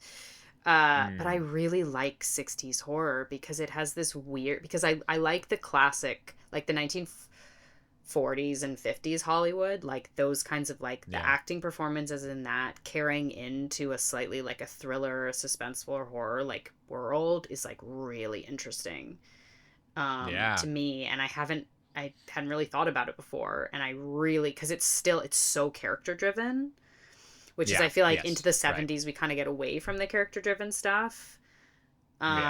Because they're experimenting more with like the way they're telling stories and all the special effects and the gore and all that stuff. And then they kind of come around again in like the 80s a little bit. Well, then we get into slashers and da-da. But no, there is a way. Yeah, and that's just not just horror, but horror is such a good way to look at and so I thought I was like, oh, I really like this, because you've got that sort of like sophistication, but then also it's like kind of scary and weird and stuff. So highly recommend. No, it is truly an iconic film, and so my one tiny note that is stupid. I know you've probably never paid attention to it, but girl opens her mouth so much in the shower that is just ridiculous. I don't know why. Like literally, she's showering and she keeps going like she's like doing, and she keeps just like opening her mouth, and I'm like, are you trying to drink your shower water? Like, what are you doing? You watch it again, and you'll notice it.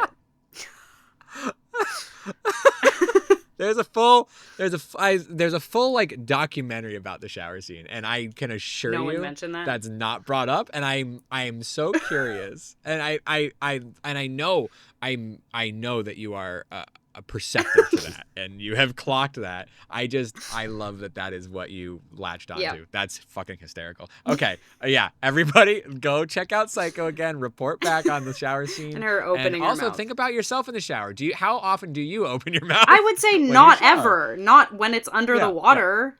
I can't think of. You're drinking like warm, maybe dirty, soapy water. Like I don't want that. Yeah.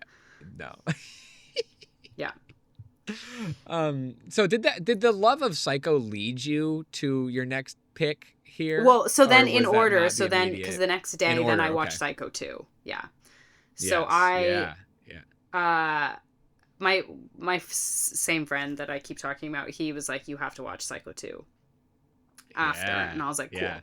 And I really like Psycho 1, so I was like, great, like happy to do it, and I enjoyed it. I was most into tracking the progression of horror through the two films. That fascinated me the most, because Psycho 2 is in color. It's kind of a slasher. Anthony Perkins still kills it, but he's playing, and this I found so interesting, like as an actor, he's playing the same character 20 years later, but through a different like cinematic lens. Like it's a different style of performance. And I found that absolutely fascinating. I thought that was a really very cool, interesting. You almost never get to see that, because even you've got characters, or you got actors who play the same character again after a lot of time. I mean, we were talking about Robert Englund, and but they're playing it the same way that they played it the first time, right? So there's not like a progression or a change of the type of film. And so for this, between Psycho 1 and Psycho 2, 20 years passed, and so it was really interesting to and he's great as well. Everyone else is good too. They brought back most of but he still holds it so well.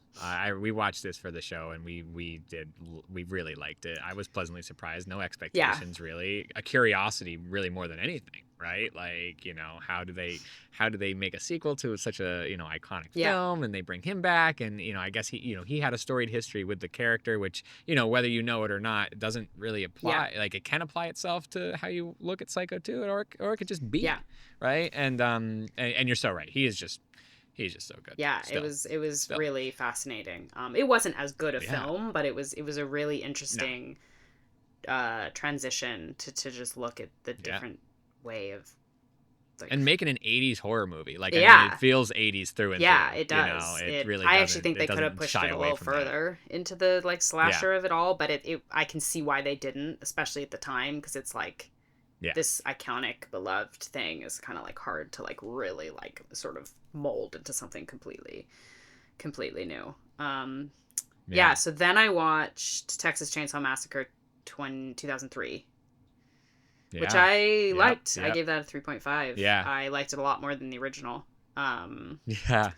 Mostly because I like it was a little bit more. I really like my early 2000s, like late 90s horror, like urban legends, and this one hits that. Is exactly that. It's the teenagers and they get sort of in trouble and they make all the wrong choices and they try and survive and someone's trying to kill them, and I was just on board, and I really liked the dynamic between them and the sort of relationships, and it was like creepy and weird and gory, very gory, and really gory. The cast was good. I thought it was really, I'm like actually surprised that I hadn't already seen it, because it's so, I think that I didn't realize that it was going to be one of those types of movies, but it really was like exactly what I like now I'm surprised I didn't give it a higher rating. That's another one I'm gonna change. Boost up. We'll see. Yeah, so that was, and then I watched What Lies Beneath. Yeah, so that was I've never seen it. It was on at a birthday party that was during this month, and I kept looking over and catching pieces of it. The longest movie that we watched at 2 hours and 10. And not gonna lie, it should have been less than 2 hours. They could have cut. They could have cut some stuff. But it still seems like you still really liked it. I mean, it is an iconic movie in a lot of ways. I did. I really liked it. I thought it was funny when I was posting this one that a lot of people commented and be like, I actually like this movie a lot. So a lot of people liked it, but were surprised that they liked it. that was my overall impression from the general public, or at least my friends online. But I think it's a nice, like, haunted story, like, kind of that same idea of like woman in a house, things are scary. It just was a little bit too long, I think, in that arc wise. It just like kind of drags, but the performances are great. Very iconic. That red dress 2000. I guess I thought it was earlier than 2000, but I think I'm just thinking of other sort of those like erotic thrillers, but also like not erotic thrillers. Those are sort of like big ensemble pieces that came like in the 90s. I didn't realize it was the year 2000. Oh, okay. Yeah, it's also like, it's not quite, it's sort of erotic almost. It doesn't quite like I think push that. I miscategorized it in my brain and never went back to it. Yeah. Interesting. Okay. Yeah, I would recommend. It's a good. Because it was on at the party and I didn't. It's also a little bit watch it, cozier. Like the house that they live in is like very beautiful with like a nice garden, so it's kind of got like a little bit of that like small town cozy vibes to it. Love that in a horror. Yeah. No, that feels good. That kind of has you buy into it a little more. Yeah. You know, and makes it a little scarier. The opposite of that would be The Haunting from 1999. Yes. The opposite house vibes is that. For sure. The Haunting I had seen. Wow. I had seen. Yeah. Wait, where's... Oh. Watch that. You had to take a little... It looks like you took a little siesta. Yeah, here. I did. I did. Went from October 15th to the 18th. Good for plans. You. Thank you.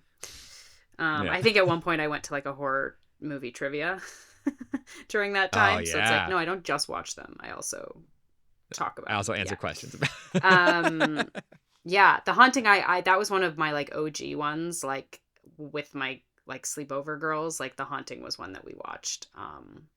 Did not know that was at all associated with like The Haunting of Hill House or like the show, obviously. But I liked it back then. I liked it now. I thought it was nice. Love Lily. It's fun. Taylor. It's fun. It's like she's great. She's really like she's a lot of fun in it. And I remember seeing the trailer when I was younger. And there's that one, or actually I guess I can't remember if it's The Haunting or House on Haunted Hill. I think it's The Haunting, where there's like the little cherubs, like they move their face on the bedpost or on the stairs. Yeah, man, that scared the shit out of me when I was a kid, and I would run out of the room if I knew that trailer was playing. I mean, it's 1999, so like the special effects are what they are. But it's a fun little, and Liam Neeson is in it, and Catherine Zeta-Jones. Yeah. Crazy cast. Crazy cast. Yeah, I like that one. That's a good one. Oh, wah, wah. You end up hitting a subgenre you don't like right after that. You hit the nun, which I guess is in... I knew I wasn't going to like it because everyone says it's crap. But I also felt like I had to watch it because when it came out, so this was 2018, I was still in my not quite horror junkie phase. And so I felt like I needed to watch it because I remember watching the trailer and thinking that it was scary. And so I had to prove 2018 Toby wrong. Like that's you had a vendetta. You had a vendetta. I was like, I got this now. You had a score to settle. And it was not scary. Actually, even so, like the nun character is scarier in Conjuring 2 than she is in this. Oh one. Yeah, I forget. That I know. Insane, I also forgot universe. That. Yeah. So I knew I wasn't gonna like it, but I still pushed through. And I thought the performances were all right. I like what's her face, the main chick. Farmiga. No, she's good. She's pretty solid. I liked her. And was she in American? She was in a few of the American Horror Stories. She's the cousin or sister of Vera Farmiga. They're related in some relation way. There. They're kin. Yeah, so that was a bummer. Then I watched The Stuff. Yes, The Stuff. Which I thought was fun. That does seem like it's up your alley. It was fun. It was silly. And just ridiculous. But that was like the end of the night where I'm just like, give me some fun over here. Yeah, some junk food. And that's truly and that's what it was. It's funny because in the film it's junk food. Literally, so it's junk food. Yeah, you got to get one of those cartons. I feel like that would be really good for your collection. That's true. You know, they make like the little cartons with your Chucky and your Killer Clown. Like it all sort of runs in the same category to me. That's true. Yeah, we have a lot. Okay. Another one of the newest ones on on your lineup. Actually, back to back on the same day, 2 2025 releases. Which one did you watch first? I think 28 Years Later. Okay, got it. But let me check. I'm only guessing because I know that my husband watched 28 Years Later with me. He did not watch Dangerous Animals with me, so I think that meant that he went to bed. Yeah. What day are we on? The 20th.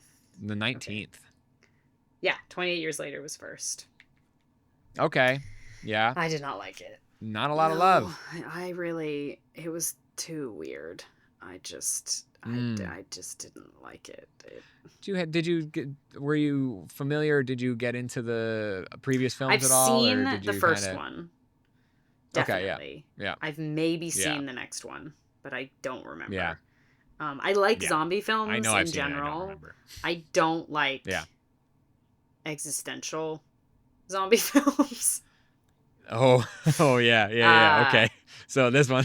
Yeah, I don't know. I just was like, what is this movie about? Like, what's actually happening? I don't know. I was really on board. It was kind of like Act 2 that I was really on board for when he and his mom, like, kind of go on their little adventure. And then that just ends. And then it's like, then now it's like Act 1 was like, huh? And then Act 2, I was like, okay. And then Act 3, I was like, huh? So it just was like, not for me. I knew I wasn't going to like that one, just like based on the trailer. Like, it's just too artsy. I don't know what the word is. I like how much of newer stuff. I mean, you had quite a few 2025s. I was trying. I know I'm a bit of a hater, but I do stuff. try to watch stuff. You've some of the newer stuff. I feel like you've ranked relatively high. You know, it's like there's a world in which, like, you know, newer stuff does get a lot of flack, and it's hard to kind of cut through the noise of what people say about it or what people are thinking about it. And I appreciate your reviews here because they feel very truthful and honest. Thank you. I'm nothing if not truthful. Yeah. Dangerous Animals, which on your list is your biggest surprise. Tell me about what's going on here. So I thought I watched a trailer a while ago and I was like, oh, it's like a shark movie. Like, okay, cool. And then when it came, I had it on my list because I was like gonna watch it a while ago and then I never did. And I had it on my list and I was literally like, do I want to watch this? I don't know. I don't really feel like a shark movie. Like, that just doesn't feel like Halloween-y to me. Like, that just feels like a different sort of world. And I ended up deciding to watch it. And it was so good. And it's a shark movie, but it's like it's not a shark movie. What was my review here that I wrote? It's not your typical shark movie. Yeah, and Jai Courtney was so good and hell yeah, like interesting and dynamic. I've not seen a lot of talk about this. I know it kind of like went under the radar, but I thought it was a really like unique, interesting film, and it just surprised me because I was just like, oh, it's just gonna be like one of those like guy saves the world, like not like Megatron or what's the shark one? Megalodon? Yeah, not the Meg. Like, I was kind of thinking it was going to be like that, but scarier. Yeah. It's not. Yeah. That's not what it is. Got it. So I thought it was really... Yeah, it looks really interesting. I hadn't heard anything about it. And you've clocked it. You've genred it or subgenred it as psychological. So that is saying a lot for shark. So I didn't make up, quote unquote shark movie, psychological. I didn't make up those genres. Also, those came from IMDb. So I just did what it said to do. Like, that's I can't take, because some of them I'm like, really? Like, you think this is a mystery? Like The Nun, you think that's a mystery? And I'm like, I guess they're like sort of trying to figure something out. I'm pretty sure it's a nun. Yeah. I fully believe it's a nun. Yeah. So yeah, that was October 19th was very current day. Yeah. And then you hit it with a classic on the next day. So see, unless you started with 2018 first. No, I think I started with The Omen. You started with The Omen from 76. And I liked it. A 70s one that ranked higher. I liked it. I thought it was really good. Yeah. I thought the kid was great. My only thing is that the kid was not scary at all.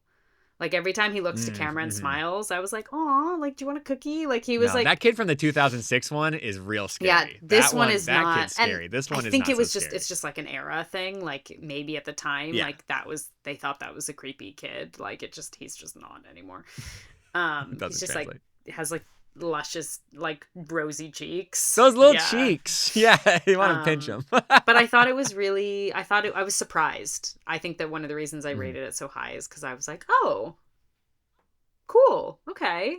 And like there's like the sort of lie that permeates it. I thought that was really like interesting. And it had Yeah. it was gory as shit. Like it had some fucking deaths. Yeah. Oh my God. Um, I remember seeing it when I was younger, and like watching the special features, because I was just like really blown away by the effects that some of these kills. I was like, the decapitation and like is just really, it's wild. It is. It's a gnarly Yeah. flick. Yeah. Yeah. Okay. The Omen, and so that's a higher ranking 70s one. I'm not sure we're gonna see another one rank that No, high I from don't this think so. decade anymore. But The Wind, I don't know anything about The Yeah, Wind. this was another recommendation Yeah. from my friend. A little period piece. Yeah, it's also another contained one. I'm just looking it up to remind myself of who was actually in it, because it was people that you might recognize, I think. Or yeah, it's like people you'd recognize their faces but not necessarily their names. Yeah. A plainswoman faces the Small harshness and cast, yeah. isolation. Yes. So like the spoiler alert, like the wind is sort of evil. So it was very like sweeping and ominous and like that kind of thing. So it was very like a vibe, like folky was for sure. I liked it. I didn't like love it. I think it was, for me, it was a little bit too sort of like down the middle. Like it either needed to be like way gorier, or it needed to be like way more like charactery, like the witch or something. Like it didn't quite do, but either of those. But I like enjoyed it. And as far as like a Western, like you don't get very many like horror Westerns, so that was kind of cool. And again, and when they're good, they're good. Yeah, 5 people in the cast. Like that's it. It's like a dream for like indie filmmakers. Like you just need a cabin and like some actors. Like, I mean, obviously you need more things than that, but and all you need is the wind. That's your monster. That's crazy. Pretty cool. I mean, there's a little bit more to it than that, but of course. That's gonna go on. That's gonna go on my list too. This is always nice. Like one of our favorite things on the show is like recommendations. This is a great way to get some recs in. from I think Toby. I said that in my post. I was like, "Come at me for recs or an argument." Like, what do you want? What do you want? Which one do you want? Maybe both. You might get both. If you're lucky, you'll get both. Yeah. The Others. Yeah. The Others, a top tier flick. So this one I'd seen. This was another one of the ones I'd watched like as a kid, and I knew that it was good. It's fantastic. It is so good. Yeah. Nicole Kidman is amazing. I mean, I've always thought that she's great and everything, but she's so good, and the kids are so good, and I knew the twist, like, of all the things for me to remember in that movie, like that's what I remembered, but it didn't matter. Like it was so it was so good. That's how you do a ghost story. That's really good. It was so really good. Well, and you paired it with another iconic ghost story though, too, which was a great great pairing. Poltergeist. I have seen Poltergeist as well, but also like when I was a kid, and I like The Others, The Haunting, and Poltergeist were like some of the like OG ones that I watched like back in the day, and I didn't really remember them, but I knew it. And Poltergeist I really liked. I wasn't sure if it was going to be one of those things. I think those 3 years into the like not 1979 but 1982 was like really helped me. Like just that little into extra. The 80s, because I liked the family dynamic. I thought the characters were lovely. I thought the kid was great. The dads were funny. Like there was some like random scenes as well. Like there's one scene in particular I remember where like the neighbors are having a fight over the remote control. The remote, which like has nothing to do with anything. Like not even, it doesn't even come back later. Levity. Like it's just just a thing. He's just like trying to watch sports. But I really enjoyed it. I really enjoyed it. So that was a lot. I feel like you may or may not like Poltergeist 3, which is weird to say. You might like both Poltergeist 2 I think I've seen 2. 3. I don't know if I've seen 3. So 2 is they moved to California, but then like an old creepy guy sort of like follows them, and there's a Native American man who is trying to help continue to rid them of the evil, but the evil is in this male preacher. But 3 is when only Heather O'Rourke, the young girl, goes to New York to visit her aunt and uncle, and like the skyscraper that they have their like penthouse in gets like possessed. Oh my god, It's fucking that sounds great. amazing. And it's really Okay, really good. that'll Really be good. You talk about like B yeah, and like really fun yeah. effects. Like it's That's a good next one. year So, for sure. yeah. Yeah.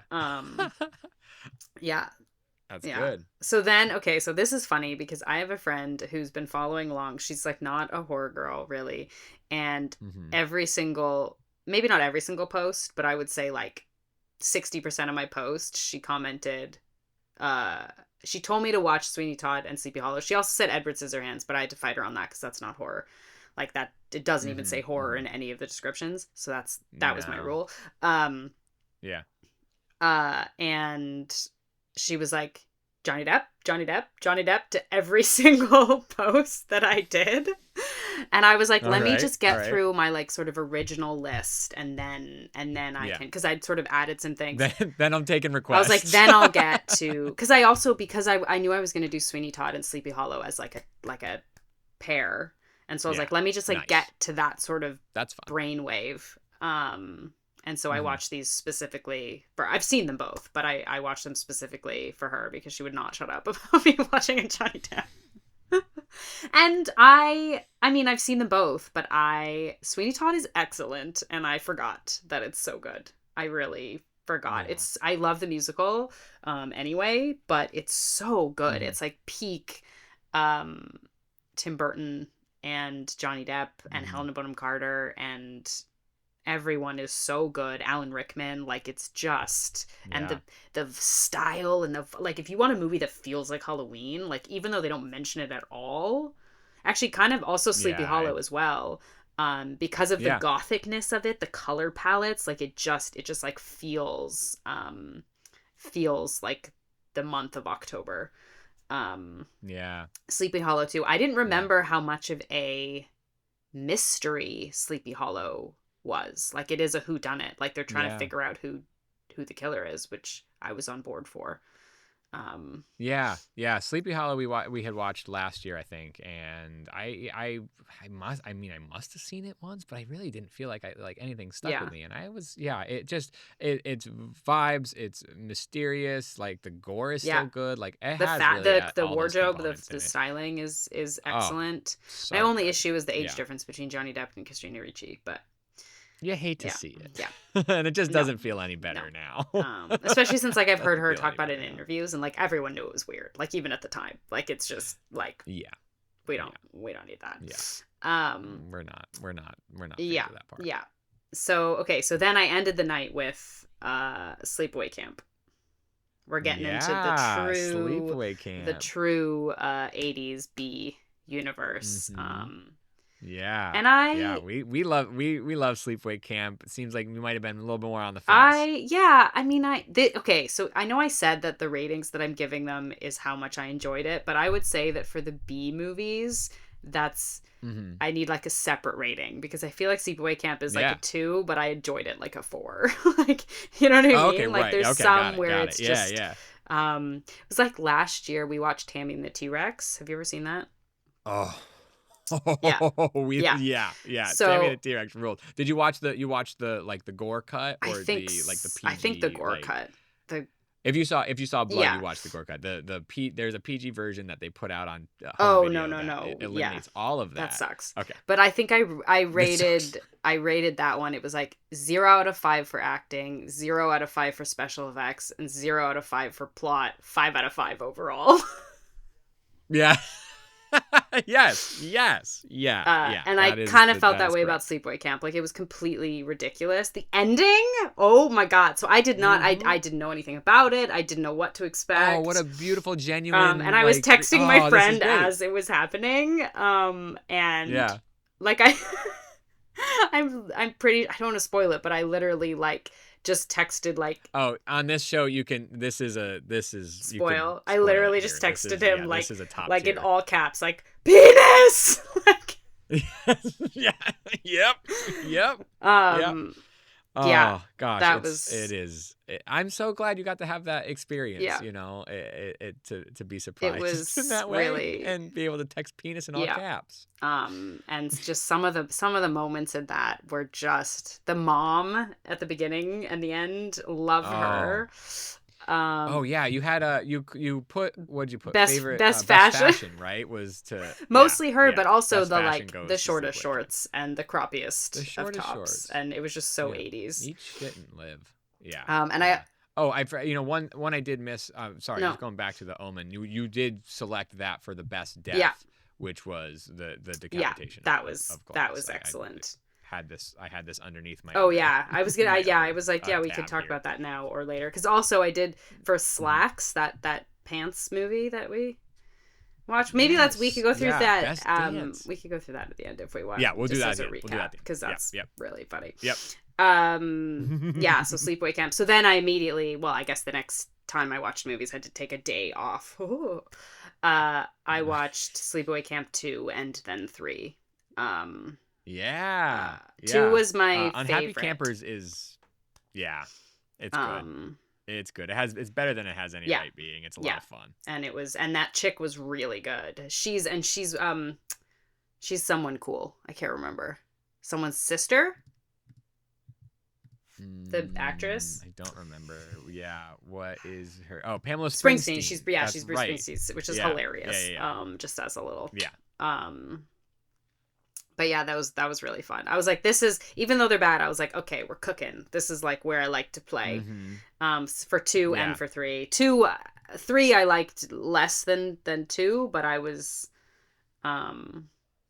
There's a consistency of fun throughout them all that is like you just can't take away. Like they're all in the same universe. They all feel really good. They're all fun to watch. Like there's by no, 3 I was asking, works. like, girl, you're clearly at the wrong camp. Like, I think you need to go to like a Christian camp and you might have like better, or like seminary, or like you're just in the wrong place. Like, how can you still be surprised? Like,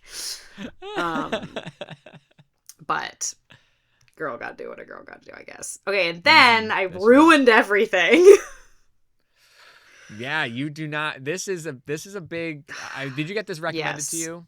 A lot. There's a lot of there's not even reclamation. There's just a lot of love for possession. And, okay, and not from you. Hated it. I hated it hard. Like, I just. Which is a bummer. You like Sam Neill's. I feel like Sam Neill is like right up your alley. It was just, and I was actually surprised that it was 80s, because I would have put money on the fact that it was like 70, but I think it's early 80s, so like maybe that's why. But I just it's right on the cusp. I found it was super long. It's over 2 hours, which for an 80s movie is kind of interesting. I didn't realize it was that long. Oh shit, I just realized that The Conjuring 2 was actually longer than What Lies Beneath, which means I lied on my things. Oops. Oh, we don't Anyway, it was 2 hours and 4 minutes, and I just found it to be so boring and so weird and so confusing. I just did not.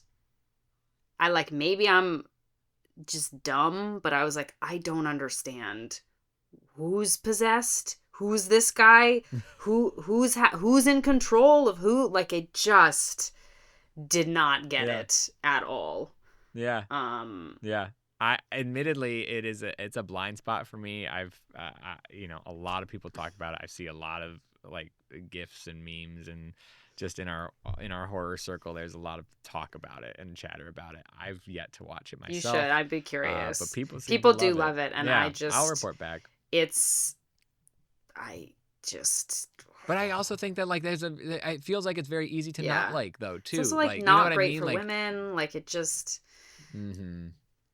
Yeah, I just really even while I was watching it, I was like, "Fuck this movie!" Like, I don't like this at all. But I had to finish it. That's the rule. Yeah, you have to. You started a thing. Yeah. But I honestly, I was like, I wish I wouldn't have posted that photo, because then I could have just stopped and not counted it. Like, I hated it that much. Oh, that would have been the one you called off. You think? Like that would have been the one. Yeah. I just because if there's some where like at least with like Hereditary, like while I was watching it, like it's a well done film. So like the actual like process of watching, even if it like wasn't to my taste, the actual act of like sitting there and watching it, I was like, okay, cool, like sure, like okay. And then it was just like when you think about all the pieces together, I was like, oh, like that's not really like my favorite thing ever. But this one, I just like while watching it, I was like, no. Yeah. Wasn't no. it? 1 star. Wasn't it? All right. Well, that feels like that is your lowest. Yeah, I think so. On here, it's up there or it's down there. All right. So you hit up Conjuring 1 and 2, and this is quite the triple feature on October 25th. Conjuring 1 and Very 2, nice. and then Sinister, and I think I did them in that order. Yeah. Yeah, I'm really solid all the way through. Yeah, I like those are had all seen. I'd never seen movies. Sinister. I had seen Conjuring 1 and 2, but I didn't really remember them. But after I watched The Nun, these ones were recommended like on whatever streaming I was watching, and I was like, oh yeah. And then I was like, The Conjuring's like pretty good, and like I'm pretty sure I watched it in 2013 and then never thought about it again. And it's scary. And it holds up. It's very good. Though I was surprised that it spends almost as much time with the Warrens as it does with the Lily Taylor and her family, which I thought was an interesting way of telling the story. Same with Conjuring 2. It also spends as much time like in England before the Warrens even get there than with them. But it was really good. It was scary. I like a little bit of period going on, like the setting.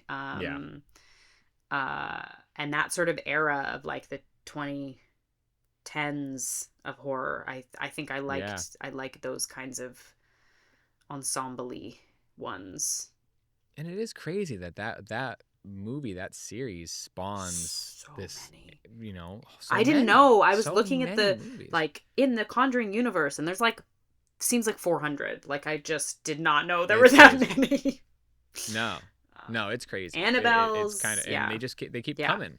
Yeah, I think I've seen Annabelle, but and some of the Annabelle stuff's worth. Yeah, I saw Annabelle Creation, but also Annabelle is in the Conjuring 1, and the Nun is in Conjuring 2. So it's just kind of like the effect that it has is crazy. There can be so many movies. Yeah. And then you got Sinister, which is in the same conversation. Yes. In a lot of ways. And I love. I remember being so scared by that. I love movies about writers. I'm that trope. I love them, and I love true crime, and so like I was really on board for all of that. I thought that was really cool. The sort of investigation side of it. I mostly liked it. I remember feeling like it could have been a little bit. It was missing something, but I don't remember. I don't know what. But I thought he was great, and I thought it was pretty creepy. Mostly because of the visuals, because there's always something creepy about like a camera or like photography and that kind of stuff when it sort of like flickers and all that. Yeah, feels like it plays with that really well. Where there's other movies that just don't totally do it that way, and this also one I thought was really effective like, in that.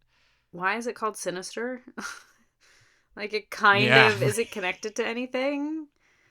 When we watched it in college, we kept making Evan. Which you remember. Oh God, my friend Alan.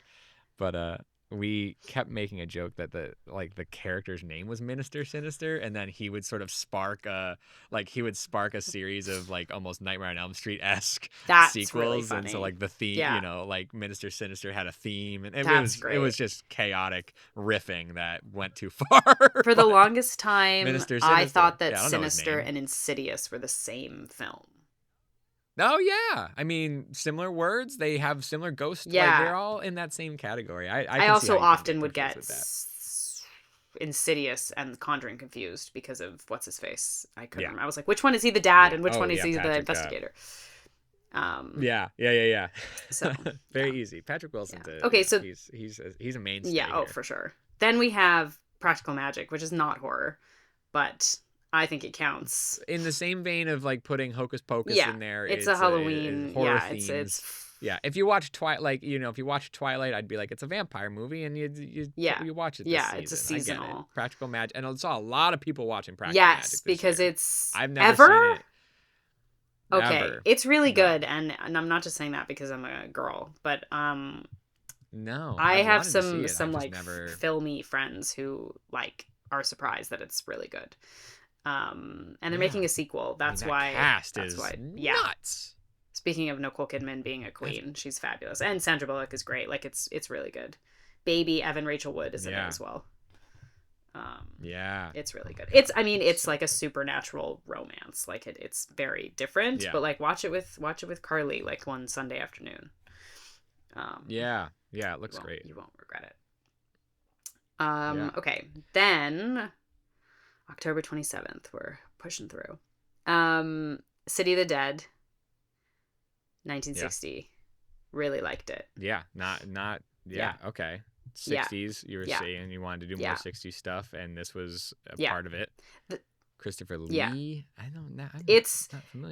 Okay. It's a little bit it's like a woman is studying something, and somehow she ends up going to this town to study witchcraft, and then she like things happen to her in this town, and then someone has to go look for her, and it's that kind of thing. But yeah, I thought it was really nice. Similar sort of like if you're watching Psycho and you want kind of like, it's a totally different like subgenre, but if you want that 1960s like feel, then it's gonna hit that up. Folksy, witchy. Okay, neat. City of the Dead, is that the oldest movie that you, besides Psycho? Technically, I did actually look it up, and technically Psycho is older. Got it. But they were both 1960. Yeah. Okay. Yeah. Oh, I'm very. I mean, I know we're talking this year. I'm intrigued. I'm already excited about what. I might have to be a little more curated next year. The other thing that threw a wrench in it is that my husband was supposed to watch more with me, but then he got busy working, and so there was a bunch that we were going to watch together that I didn't watch because I was waiting for him. So that also had to like. That's why Weapons didn't happen until like the very end, because he wanted to watch it. The blessings and the curses of watching movies often with your significant other is that sometimes a shit gets pushed off to the side and you gotta wait. I know that game. Okay, so then we're back in the 70s. Tell me about the Sentinel. It was just like weird, and so it does that thing where like that shot that I was talking about where you have like all the characters like looking down and the one person's like, it was like, so it was very like Rosemary's Baby, but like not in a good way. And like there was so much like gratuitous like nudity and like sexuality. Like there was a character who just like meets someone else and then like masturbates in front of them, and it's just like, I'm like, I don't. There's a lot of weird that's the stuff that I don't like. I'm like, what is actually the story? And eventually you get to the story, and I'm like, oh, okay, cool. But like, it's almost a haunted house tale, almost. But then it also has like the thing that the Catholicism religious aspect of it that starts to. But even in this case, it was a little bit different because it wasn't about their like crisis of faith. It was more about them sort of like as a means to an end. So like that I didn't hate, but like by the time we got to that, I was like, what the hell is going on? Like, just like, who are all these people? And some of the characters were like really kooky and weird. Like the guy with like all his little pets I was just like, it's a weird it almost felt like different people wrote every single scene and then they just like put it all together. And we're like, this makes sense, right? And everyone was like, yeah. Sure. Just print it. We're good. So yeah, that too. Then Basket Case coming up, though, which I love. I almost gave that goriest, but it was booted. I also almost gave it. I think I might have given it funniest because it was ridiculous. Like it was really silly. I enjoyed it though. You did. I really did. See, this is an example. Like I gave this a 2.5, but like I liked it. Like I thought it was really fun. Basket Case is great, and there are the sequels are even I'm sure. crazier. So And I didn't know maybe on the long list of what it was. Like I didn't know about the whole like Oh, that's fun to go into basket twinning. case blind. Also, like I'm a twin, and that's not how it works. So that was also That's you would know, and you're like, this is a work of fiction. That's not real. Big surprise. That's not how it works. But I thought that it was like really like I was just like having a great time. Did you watch that before or after Let's Scare Jessica? Before, which was a bummer for me. Which was a bummer because I hated Let's Scare Jessica to death. Yeah. It was. Have you seen it? Oh, Toby. So it is one of my favorites, and I made I live near the locations, and I made a music video that like is a direct reference to this, and we're going on a house tour of the house in a week. So I hate to see that it didn't do anything for you. I also I can't understand why, but I will just say that I'll understand why. I'll be an empathetic friend and say I'm sorry. I wanted to like it. But what the fuck? It just was too weird and not silly enough for me. Like I feel like no, it is very silly. I think it needed if that movie was made in the 80s, I would have loved it. Like it just did that sort of like I to me it's like a head floating in space. Like there's something about like not in space but like in like the breeze. Like there's something about like the 70s that just does that kind of like the disembodied voice that was kind of in her head. Like I was just like what the hell. Yeah.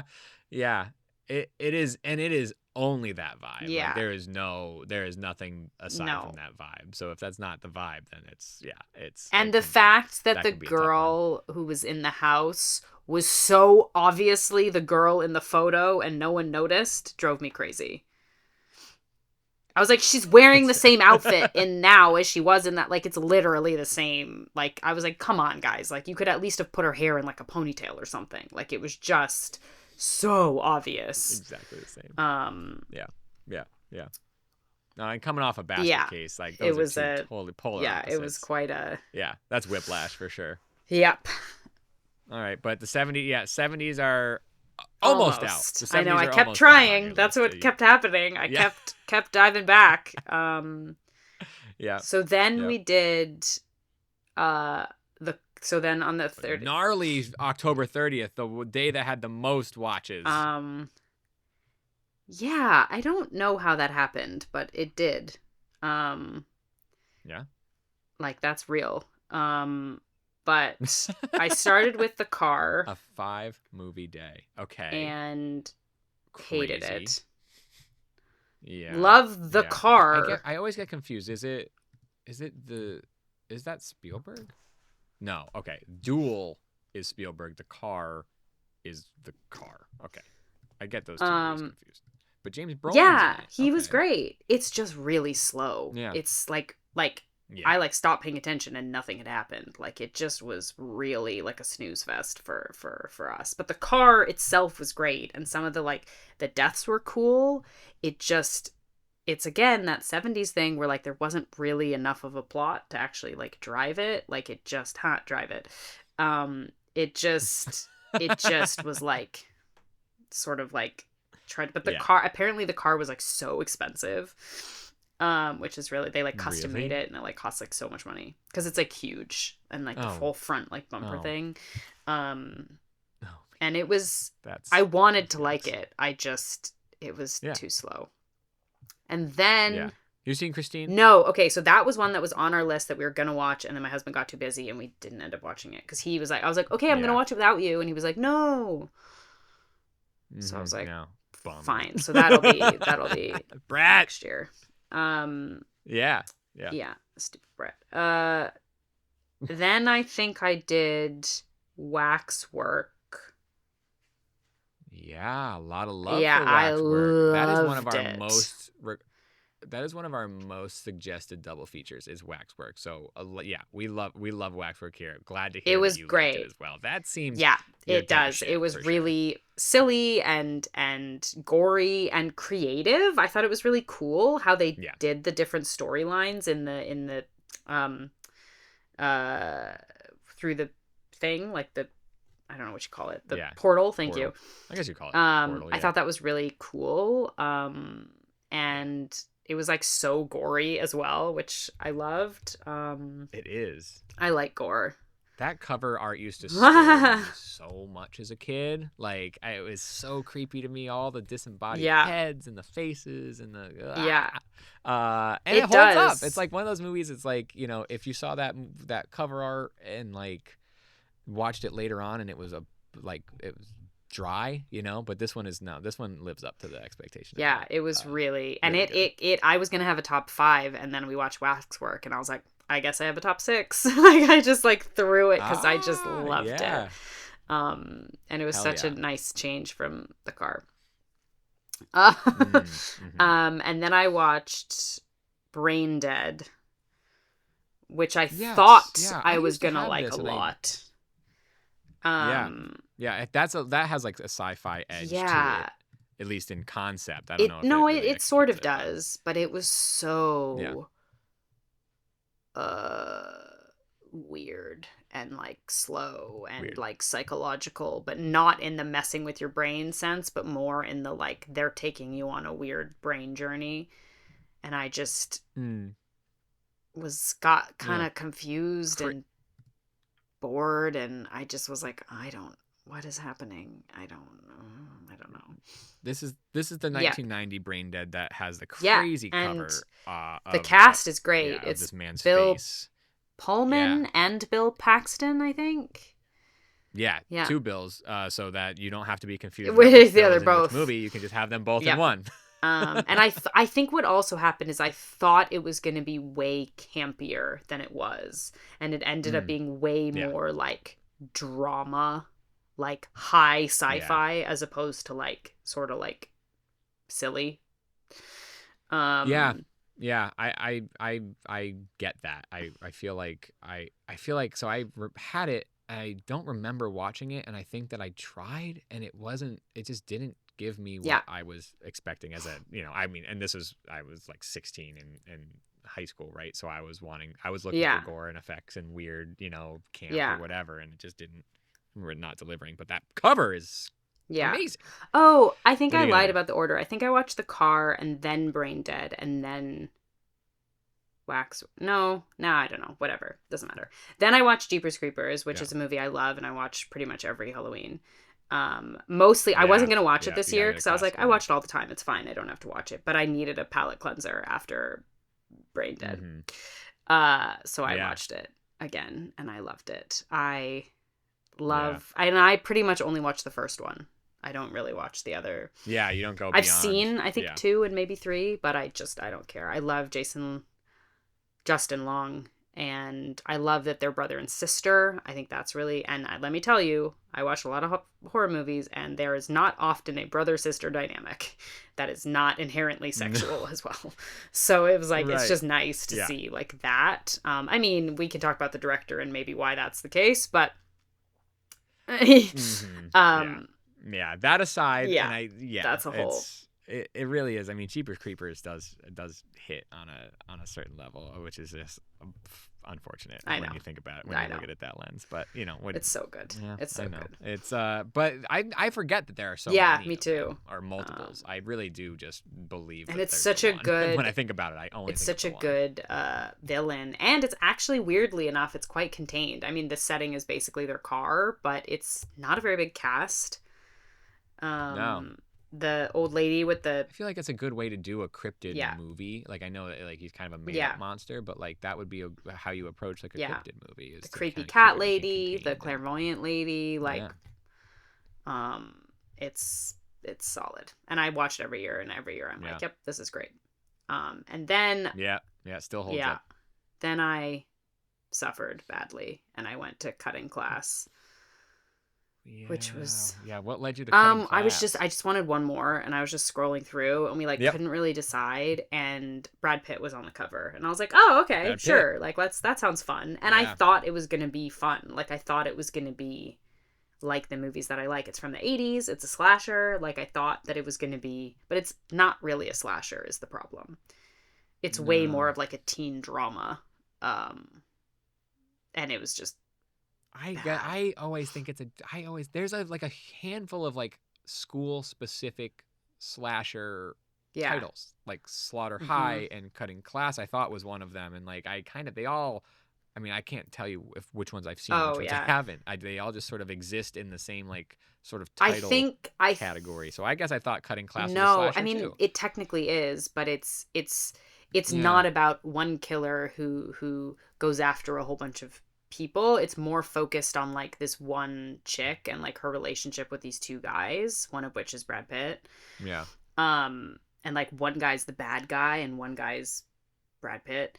And it just was like kind of all over the place. It has a 4.6. Like it was the second lowest rating out of all the movies that according to IMDb of all the ones that I watched. So it was just like like it was a random selection, and it was just like not a good pick.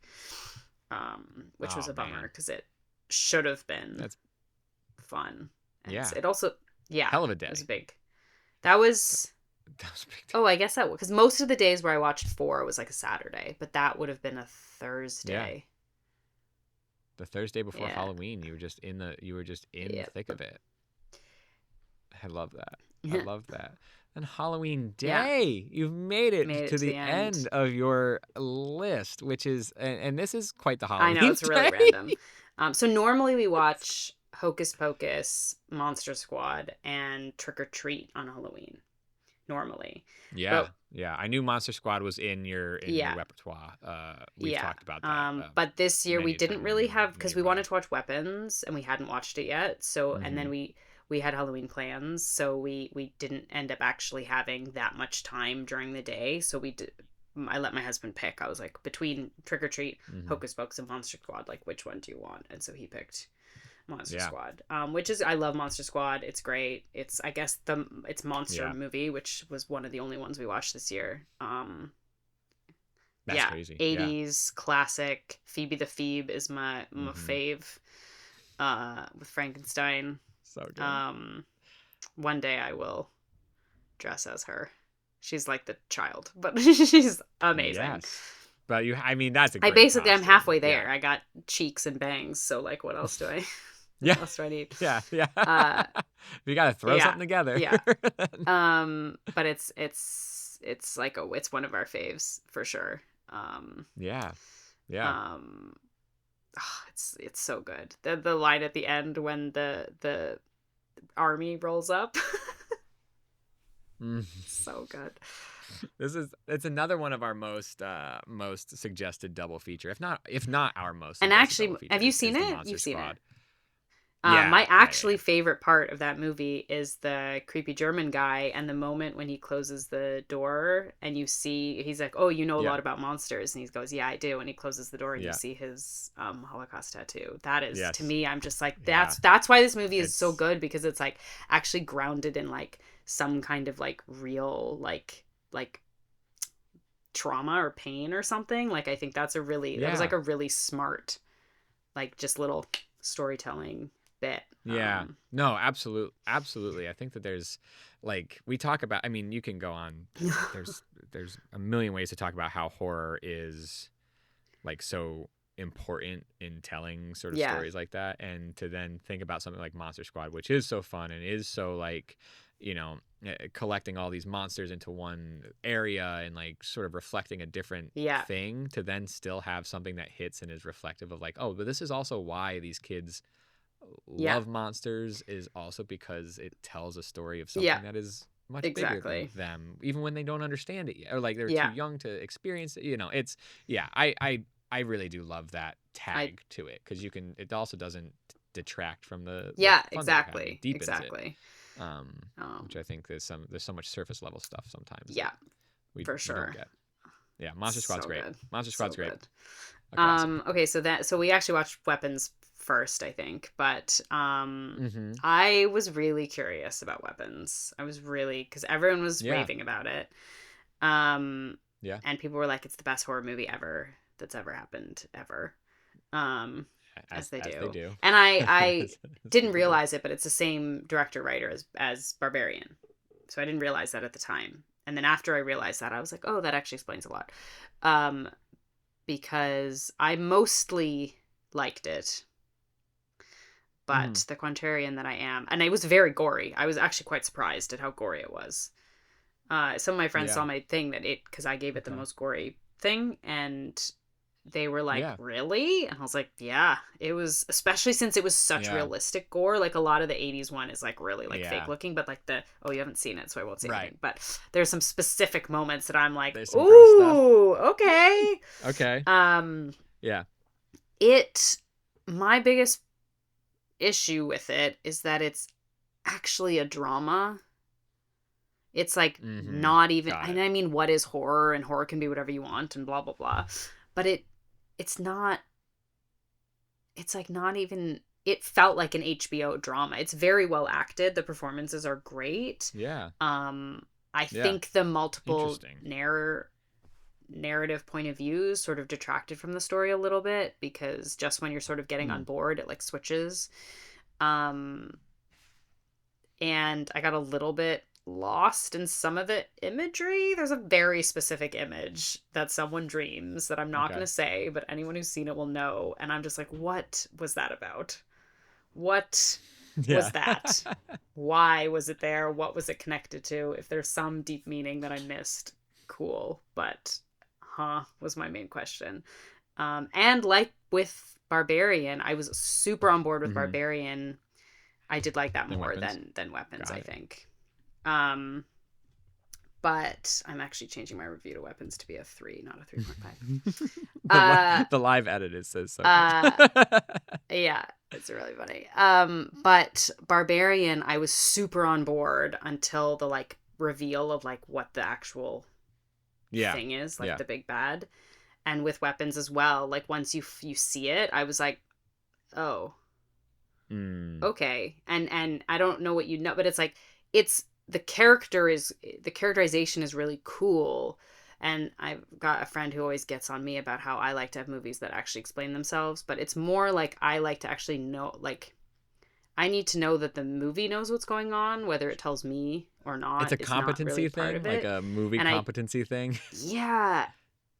And I just felt like there were some pieces of the puzzle that I could have used extra. That were not there, to just really make some things like really like lock in. But I think people really liked it because it's like not really a horror. I think that's why like everyone loves it, is because it's actually a drama. Yeah, with some gnarly stuff. I guess it sounds like some gore. Yeah, and there was some cool. It was an interesting story. I think it should have the protagonist should have been the kid. Okay. I think that would have grounded it in more of the type of storytelling that I like. But it was the acting is very good. It's unique. The gore is cool. There's some really cool, like, weird things that happen that are really interesting. But I did not think it was like the best movie I've ever seen in my life. But I know what is the best movie you've ever seen in your life. Is it Bloody Muscle Bodybuilder in Hell? Yep. A movie that I could not remember the name of. Any single time I wrote it down like it's an or easy typed one to it out. remember, Or so it's not. It's.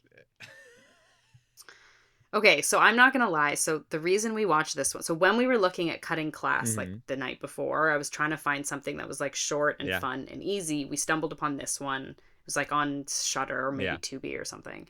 And we saw that it was like an hour.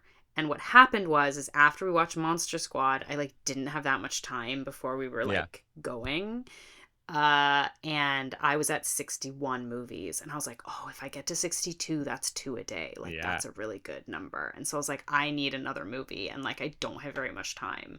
And so that's why I watched this one. Because I was just trying to like, Yeah, sneak it one was in. filler, and sometimes that they and come out with a good one.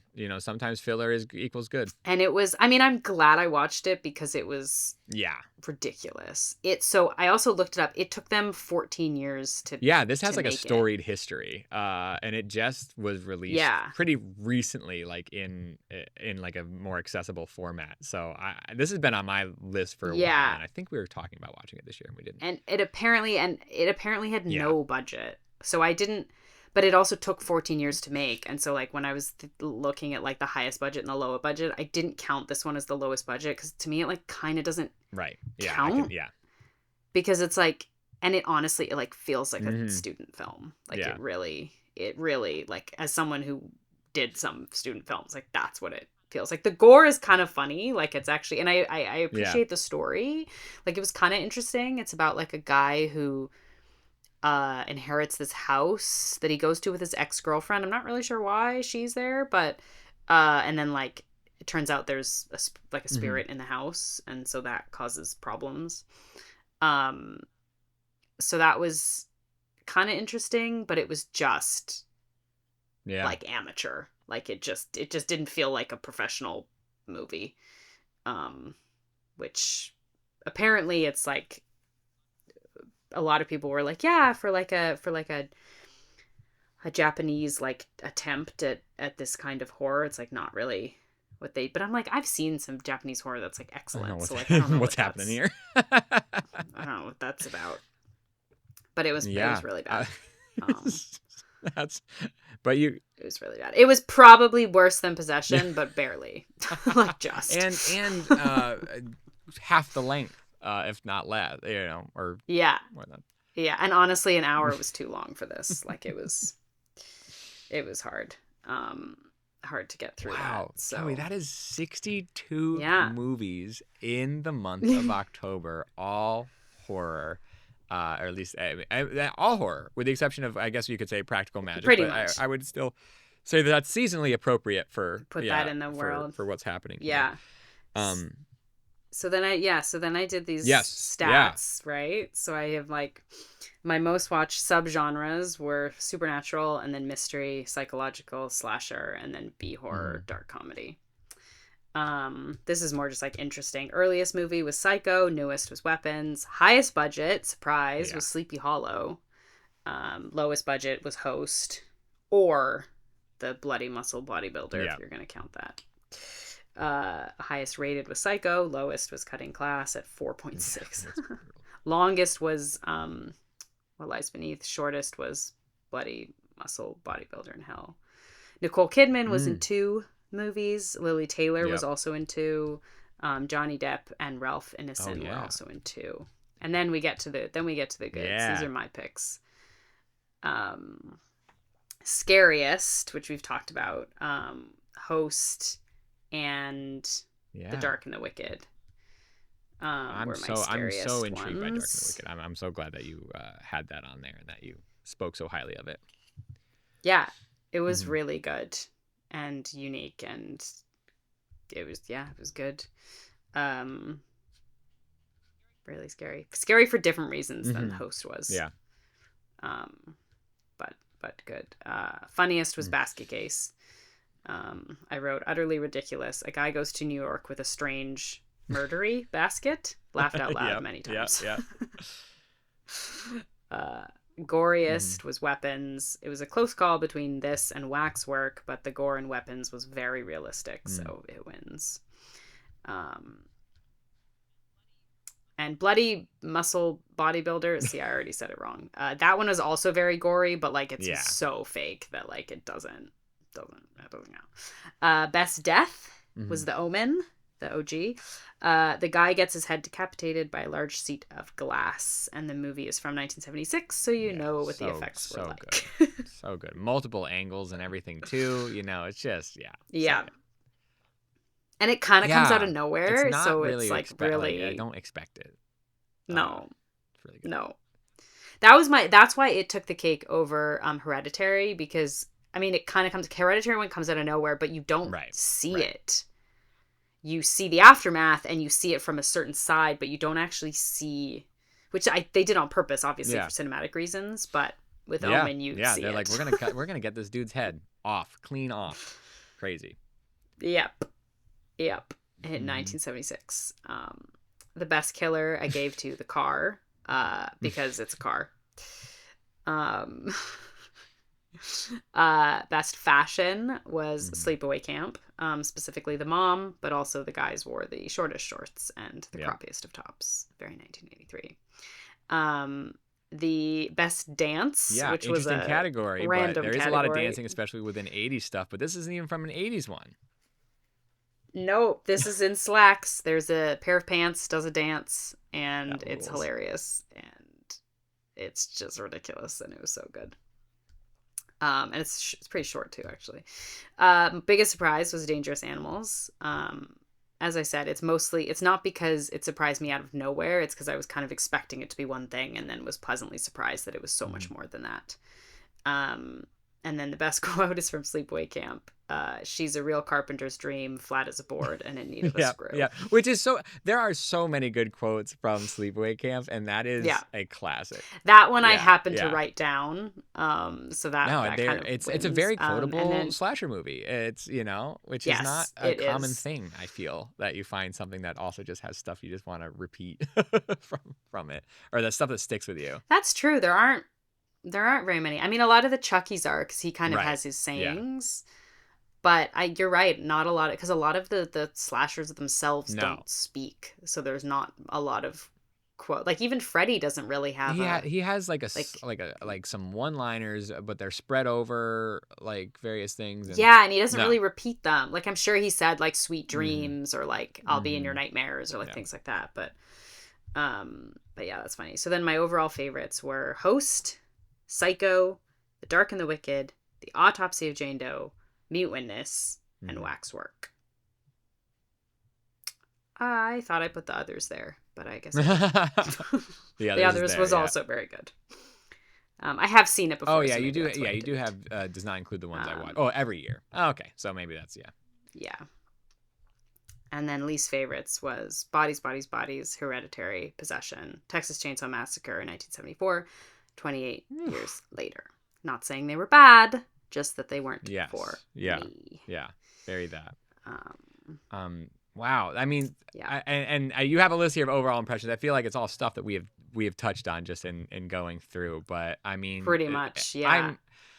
I cannot believe that you did that, and what a great span of movies, truly. I think so. I think there was because I didn't just watch movies that I loved. Like I know some people get at me because I like what I like. No, you took some chances on stuff.